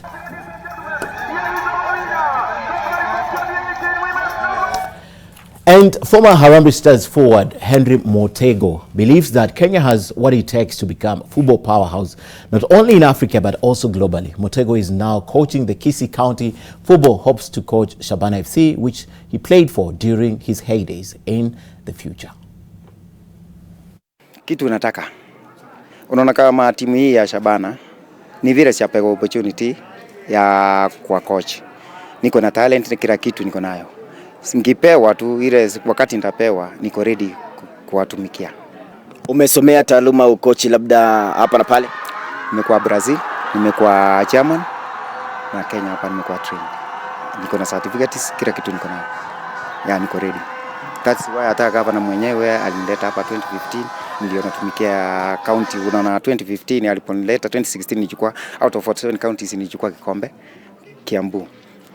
Last year tulikuwa host hapa Kenya, Kisii, nilifika semis. All right, that's all the time we had for you. But remember, sanitize your hands, wash your hands, and more importantly, stay home. And tomorrow when the curfew kicks in at 7 p.m., make sure you are found at home. Have a good afternoon. I'll be back on NTV tonight.